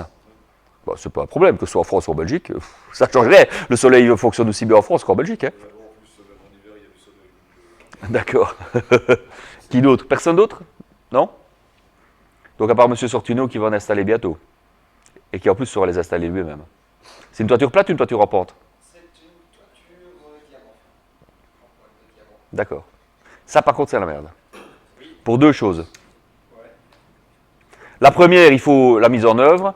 Et la deuxième, le problème, c'est ces 4 pans. Et 4 pans, ça veut dire qu'il y a toujours au moins un ou deux des pans qui ne sont pas bien orientés. C'est ça. Et en plus de ça, dans la toiture, j'ai une fenêtre qui monte dessus. Ah, une lucarne. Comment ça, c'est pas une lucarne, c'est un... Je veux le nom. Mais bon, ça évidemment, c'est ennuyeux. Vous n'avez pas du jardin? J'ai un jardin. Ouais, donc... Mais par contre, étant donné que c'est un endroit à fort passage, je ne mets pas ça dans le jardin. D'accord. À vous de voir. Mais ça, vous aurez beaucoup de mal, à mon avis, faut voir le pan que vous avez, mais vous aurez beaucoup de mal à combler votre besoin. Ils m'ont fait des calculs, hein. C'est Oui. totalement possible par rapport à ce qu'on fait actuellement. Oui. Le problème, c'est que j'avais commencé à analyser le marché il y a une grosse année d'ici. Oui. Non, il y a 2 ans d'ici avant le Covid. Et là, il y a le Covid qui est venu. Évidemment, j'ai essayé de revoir les prix il y a 2 ans. Non, ça on oublie, oui. Donc il faut que je les fasse revenir et que je me décide. Mais je sais que le gros souci, c'était le l'onduleur. Il fallait qu'il soit garanti, il me semble qu'il clame tous les 10 ans, je crois. Plus ou moins, c'est une durée de vie moyenne. Oui, c'est ça. Et donc eux offraient, quoi qu'il arrive, 20 ans de garantie. 20 ans de garantie. Sur l'onduleur. Sur tout le travail, surtout. C'était un service all-inclusive. D'accord. Et donc du coup ça m'intéressait puisque je savais que dedans j'allais devoir au moins remplacer une fois l'onduleur. Et finalement j'ai laissé passer. Franchement, par expérience, et ça, de nouveau, je ne parle que en mon nom et de mon expérience. Je ne parle pas. Surtout quand on est technicien comme vous le devenez actuellement, je vous déconseille ce genre de choses. Parce que quoi qu'il arrive, dans les 20 ans et dans votre installation, vous payerez ce service. Et votre onduleur, il sera payé 3 fois. Un onduleur, ça coûte que dalle. Avant, ça coûtait. Maintenant, ça ne coûte plus rien du tout. Rien. Quand je dis pour 4 kW, ça doit coûter dans les 1000 euros. Les panneaux solaires, ça ne coûte plus rien du tout non plus. Ben, ça a un peu augmenté, évidemment, avec la crise, mais pas grand-chose. Le plus dur, c'est la mise en œuvre. Vous n'êtes pas couvreur. Donc, ça, vous faites faire. Vous ne faites pas chier. Le reste, vous savez faire vous-même et l'entretenir vous-même parce qu'il n'y a pas d'entretien. Rien. Rien du tout. Si vous êtes dans une zone plutôt industrielle, ça peut être problématique, les crasses, mais si c'est une zone agricole, et à Nu en général c'est le cas, aucun problème. Quand vous dites faire nous-mêmes, qu'est-ce qu'on ferait nous-mêmes là-dedans? Câblage intérieur, raccordement électrique, raccordement au réseau, et l'achat, la facturation, en fait, tout ce que un installateur fera en fait. Hein. Donc négocier le matériel, acheter le matériel, l'installer, et la seule chose c'est mise en œuvre en toiture par un couvreur chevronné dans le domaine, et raccordement électrique, mise à la terre, etc., en toiture. Donc tout le travail dangereux, le faire par quelqu'un. Le reste, Franchement, il y a un truc, c'est ultra simple en plus à raccorder ce genre de choses. Mais bon, voilà. C'est clair. Je ne sais pas si j'en serai encore capable maintenant. Faudrait que je teste en fait. Faudrait que j'ai une fois. Bon. On peut faire un cours l'année prochaine sur les panneaux solaires. Dans le cadre d'électronique de puissance, il y a un truc qui est prévu à ce niveau-là, sur effectivement tout ce qui compose. Mais il n'y a rien comme. C'est panneaux, câbles, onduleurs. Ouais. Et on doit revalider l'installation par. L'installation, le complément d'installation que vous faites. Donc le coffret spécifique pour les panneaux solaires. Alors il vérifie quelques paramètres dans votre installation, mais qui ne sont pas bloquants pour votre système. Donc si votre installation, il y a des choses à dire, normalement, ils ne sont pas censés regarder cette partie-là. Ils regardent le coffret externe, ils regardent le coffret en toiture qui doit être lié à vos panneaux, et ils vérifient votre terre, si elle est bonne, et l'isolement de votre circuit. C'est tout. Sinon, pour le reste, vous n'êtes pas obligé d'avoir une installation. Bon.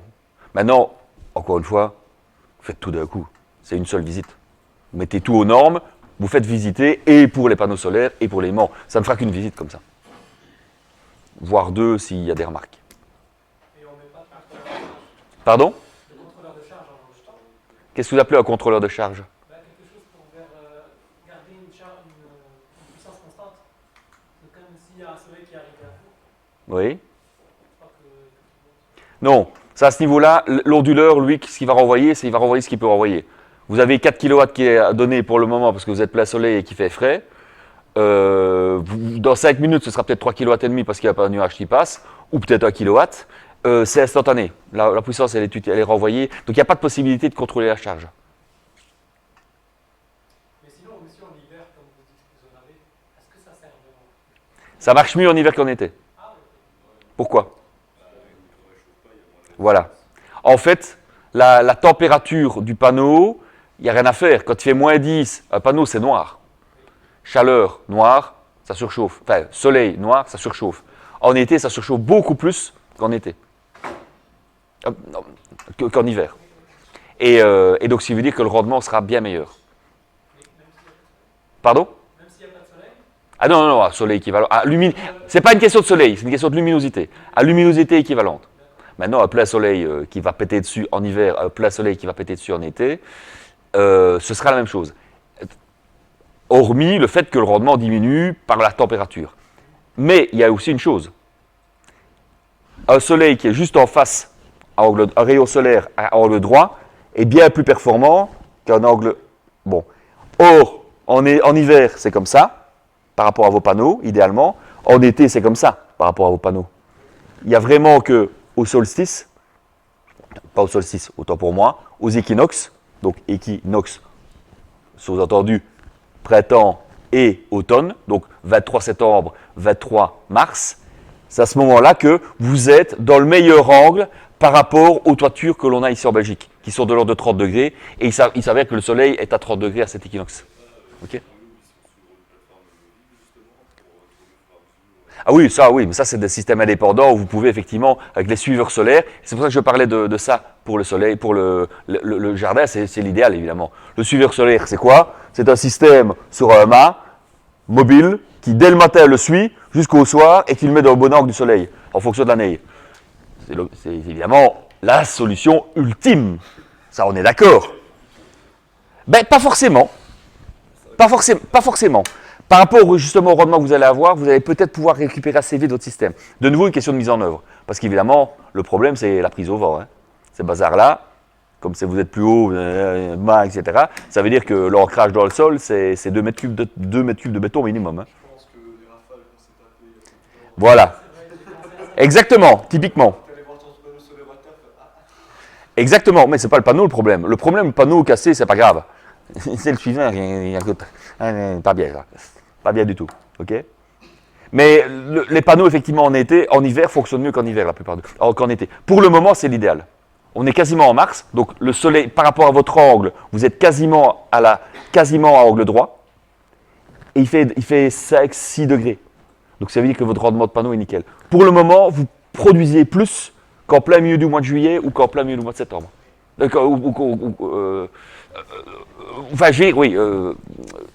Ou qu'en automne, quoi.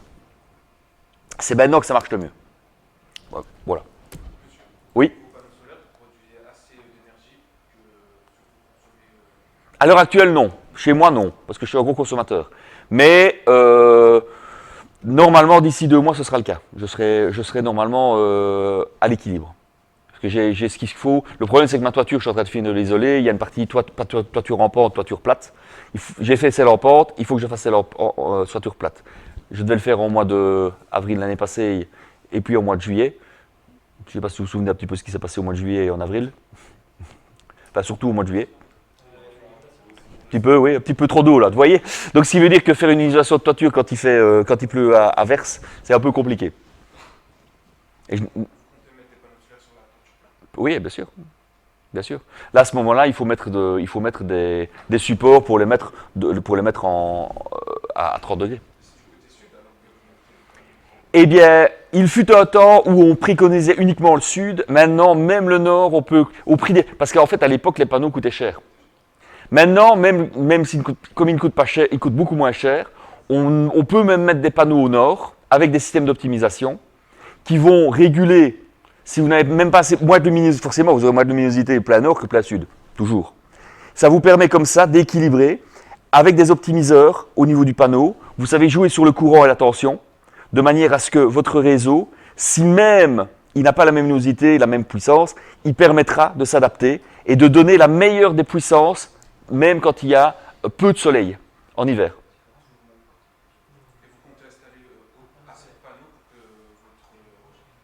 Oui, j'aurai même plus. Moi, j'ai prévu à la maison d'avoir d'avoir de la marge, quoi. Parce qu'il n'y a rien à faire, on ne va jamais que vers une consommation qui augmente dans une maison. Donc oui, j'ai prévu effectivement, 2 kW de marge, et j'aurai encore de la place sur la toiture pour pouvoir en mettre encore plus s'il en faut plus après encore. J'ai pas de limite. Enfin si, j'ai une limite comme toujours, la taille de la maison, mais j'ai une maison qui se prête bien à ça. Contrairement à mon ancienne maison. Onduleur? Non, j'aurai 2 onduleurs. Ça dépend de vous, c'est un choix. Je préférais faire le choix de 2 onduleurs. Pourquoi? Simplement pour une question de tolérance de panne. Donc, comme a très bien dit M. Sortino, c'est qu'au bout d'un certain temps, votre onduleur, il va rendre l'âme. Je vous dis tout de suite, la première maison, ça devait arriver aussi. Ça fait 15 ans que ça tourne, l'onduleur, il fonctionne comme au premier jour. Hein. Donc, pas de souci. Donc, c'est ça que je dis, méfiez-vous. Bon, c'est de la chance. Chez mon père, par exemple, c'est les mêmes marques, même truc. Au bout de 5 ans, il y a eu un problème. Bon. Par contre, la garantie a très bien fonctionné. On a eu un tout nouveau dans les 15 jours qui ont suivi. Ça a franchement nickel. L'avantage de la tolérance de panne, c'est quoi? Ah merde, il est en panne. C'est pas grave, j'ai au moins 50% de ma production qui continue, puisque le deuxième continuera à fonctionner. Vous comprenez le principe?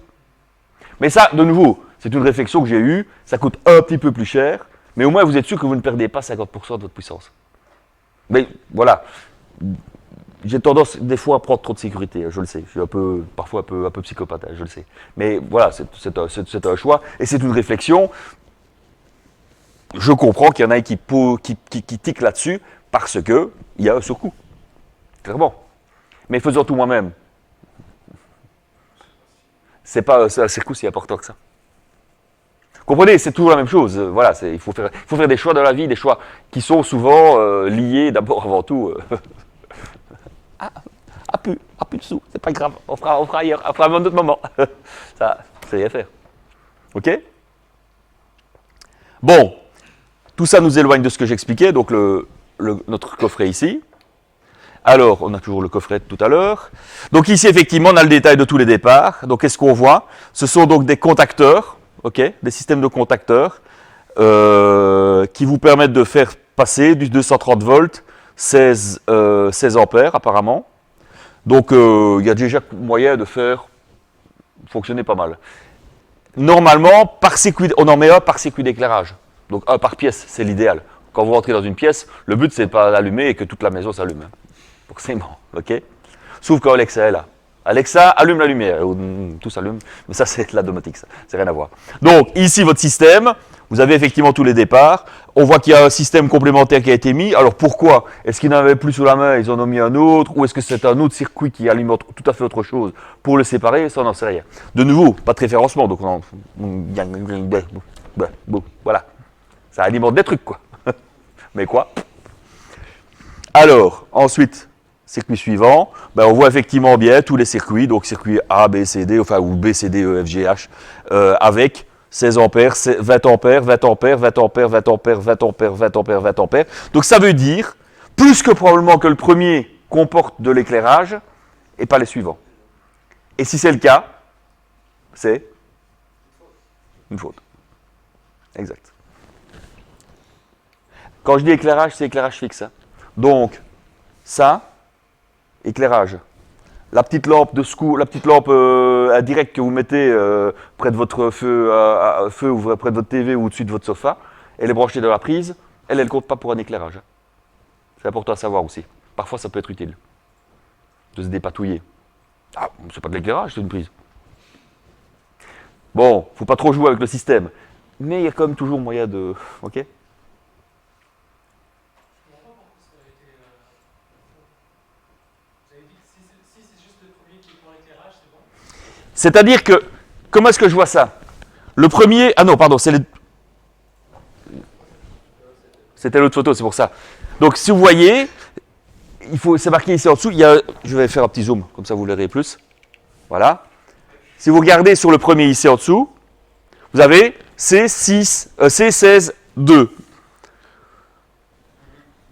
Le 2, je ne sais pas à quoi ça correspond, mais en tout cas, 16, clairement, c'est une classe 16 ampères. OK? Ça, c'est sûr. Qu'est-ce que vous avez au-dessus? 4500 et 3. Vous vous souvenez à quoi ça correspondait? 4500 et 3? 3, c'est 3 ampères, c'était en court-circuit. Non, 3 kiloampères. Ça, c'est le courant de court-circuit, exact. Et le 4500? La tension maximum qu'on peut y appliquer. Donc, au-dessus de 4500 volts, on risque de le détériorer. OK? De nouveau, on peut le faire, mais il ne faut pas le faire. Hein. Même 2000 volts, faites pas ça, quoi, ça sert à rien. OK? Oui, sauf par exemple si vous avez un onduleur qui merde et qui renvoie justement 500 ou 1000 volts ou 1500 volts parce qu'il a déconné, quoi. Faut pas oublier que les panneaux solaires, vous allez, s'ils sont la façon suivant le montage, vous allez pouvoir vous retrouver peut-être avec 5 ou 600 volts par canal. Hein. 500-600 volts, c'est pas 200 volts. Hein. Maintenant, évidemment, l'onduleur va normalement adapter tout ça. Mais si vous faites une erreur de raccordement ou qu'il y a une merde, voilà. Donc, de nouveau, ça peut arriver. Ou bêtement, simplement, un retour de réseau qui a aussi un foirage. Hein. Ça peut arriver aussi. C'est rare, mais ça arrive. Alors donc 16 ampères, on voit le premier. Donc ça veut dire que comme tous les autres sont en 20 ampères, c'est probablement le seul qui a un réseau éclairage dessus. Sinon, c'est une faute. Et comme je vous disais, alors l'exemple après que je donnais, la prise indirect, l'éclairage indirect que vous mettez dans votre salon, ça, il n'y a pas de souci, vous pouvez le faire. Ok? Et donc la ligne suivante, qu'est-ce qu'on a vu? Hop. Non. Donc la photo suivante, on voit effectivement là que ce ne sont que des 16 ampères. Ah non, il y a 20, il y a... Donc le premier c'est 16, 16, 16, 16, 16, 16, 20, 16. Donc le 20 ampères, effectivement, là on peut de nouveau espérer que ce soit juste un réseau de prise et que le reste, il y a de l'éclairage dessus. Rien n'est moins sûr. J'ai souvent de gros doutes quand je vois des melting pots comme ça. Oui, je sais bien. Oui, mais que ce soit vous, pas vous, m'en fous, c'est pour vous. Mais par expérience, j'ai de gros doutes. Donc il vaut mieux catégoriser les 16 ampères ensemble et 20 ampères ensemble. Oui, exactement. Il vaut mieux les catégoriser et surtout se dire, mais ici, comme il n'y a pas de repérage en plus, de nouveau, si l'électricien n'a pas trop mal travaillé, qu'est-ce qui se passe? C'est que la première ligne, c'est probablement la ligne sur les 300 et la deuxième ligne, probablement sur les 30 milli. Probablement, si ça a été fait proprement. Mais comme il n'y a pas de repérage, on n'en sait rien. Et alors ici, ça voudrait dire quoi? Ça veut dire qu'on a au moins un circuit de 20 ampères, ou peut-être celui du haut que des circuits de 20 ampères, peut-être que c'est celui-là qui est sur le différentiel de 30 milli. On a un circuit de 20 ampères, de 16 ampères, ce serait lequel? Ce serait les circuits de la salle de bain par exemple. Et tous les autres, les 4 ou 5 autres, ce seraient les circuits qui protègent le lave-vaisselle. Peut-être qu'il y a 2 lave-linges, peut-être qu'il y a 2 sèche-linges. Vous m'avez dit qu'il y avait des appartements, il y avait peut-être 2 prises lave-linges et peut-être 2 prises sèche-linges. Ça ne paraît pas aberrant. Okay? Donc c'est peut-être pour ça que vous avez autant de circuits 20 ampères indépendants au-dessus qui seraient branchés uniquement sur là-dessus. Mais de nouveau, par expérience, surtout quand je vois de façon de cet effet, c'est peut-être pas dans les règles de l'art, quoi. Vous aviez une réception électrique quand vous avez acheté le bâtiment? Il y avait une réception. J'ai tous les documents. Ouais. Ah, vous les avez? On va les avoir. Oui, il faut les amener avec hein, pour voir à quoi ça correspond. Mais ça, clairement, il y a un problème, à mon sens, je crois. Ok? On va faire en tant que numéroté. La première des choses, effectivement, c'était numéroté et savoir. Attendez la DIMO. Je la reçois. Vous avez pris une DIMO? Non, j'ai pris c'est un truc moderne, un connecteur Bluetooth, et on sait chiffreter via un programme directement avec le téléphone. C'est quelle marque? C'est Make ID. Ah oui. Bon, j'ai une équivalente dans une autre marque. Ça marche très très bien. Et avec l'imprimante thermique. Et l'avantage des étiquettes, c'est qu'elles tiennent à l'eau. Donc pour ce genre de coffret, c'est l'idéal. Ah bah voilà. C'est consistant quoi, il en ça, C'est l'équivalent des imprimantes à tickets que vous avez dans toutes les grandes surfaces en fait. C'est quoi? C'est en fait un papier spécial. Quand il chauffe, il vient noir. Exact. C'est un papier thermique. Donc c'est un papier spécial. Vous ne savez pas faire ça avec n'importe quel papier. Okay, et les étiquettes, pareil, il faut que ce soit des papiers thermiques. Mais c'est très, très, très, très courant maintenant, et la plupart de ces étiquettes-là, maintenant, sont vendues directement autocollantes, à la taille spécifique de votre utilisation. Ça vous permet de faire un travail vraiment très propre. Je n'utilise plus que ça, et j'ai investi là-dedans, parce que moi, c'était surtout parce qu'elle faisait imprimante à câble aussi.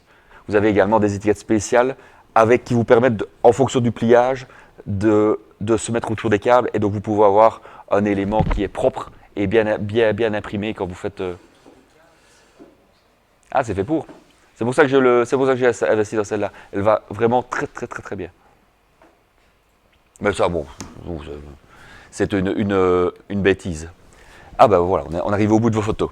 Donc là, on voit effectivement qu'on a bien notre 300, notre 30. Non, ça, ce serait peut-être plutôt ça la ligne des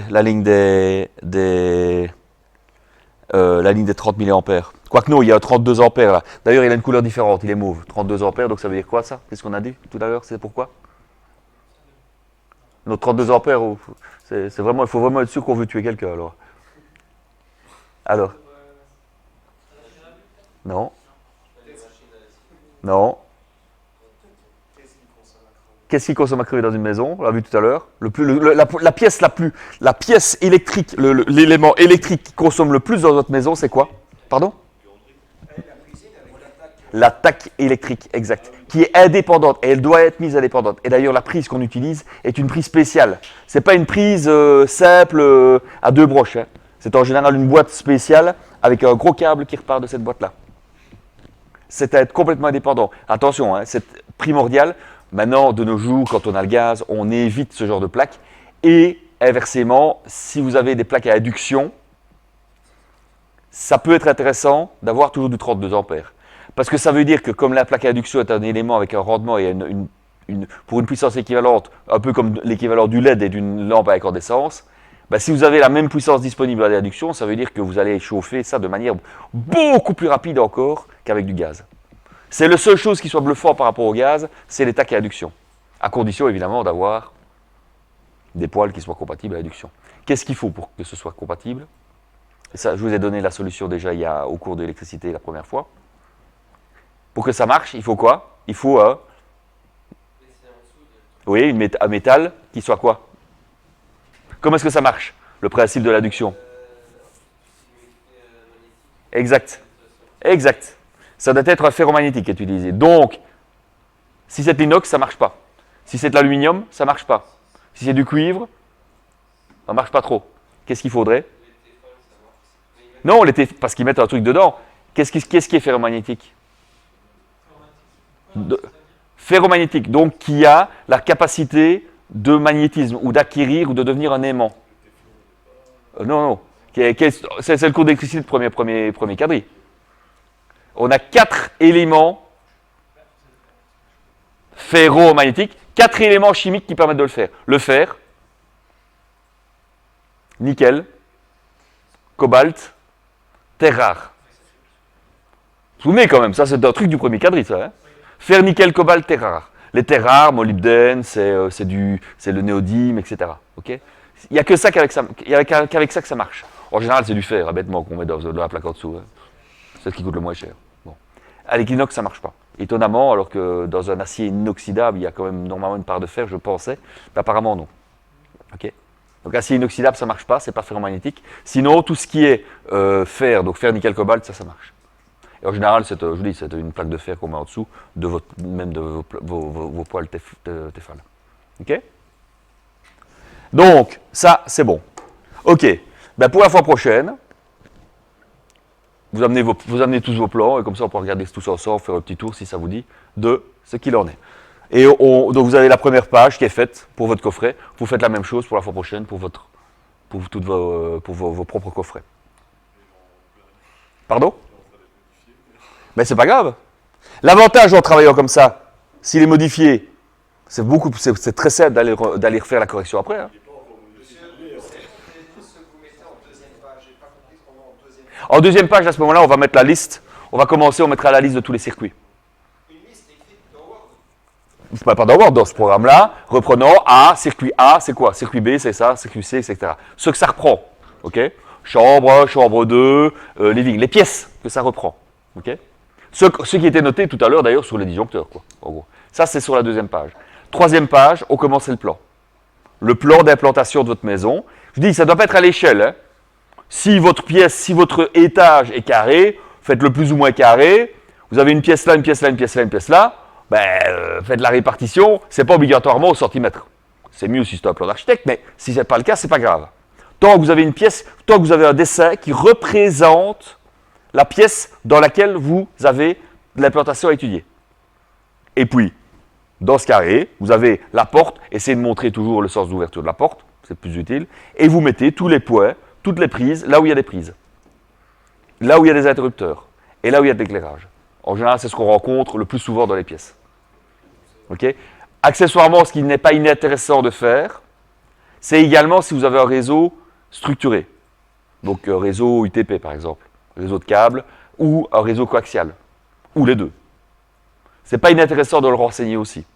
Ce n'est pas obligatoire pour la réception électrique, mais d'un point de vue technique, c'est toujours bien de savoir où arrive quoi. Plus vous serez complet, mieux ce sera évidemment. Mais en tout cas pour l'électricité, le minimum c'est tous les interrupteurs, toutes les prises et tous les points d'éclairage. Fixe. La prise, je vous l'ai dit ici, l'éclairage indirect, rien à foutre. Hein. On est bien d'accord. Ok? Donc essayez de faire ça pour dans 15 jours, qu'on se revoit pour cette partie-là. Okay? Je vais vous introduire le travail que je vais vous demander pendant les vacances. Donc je vais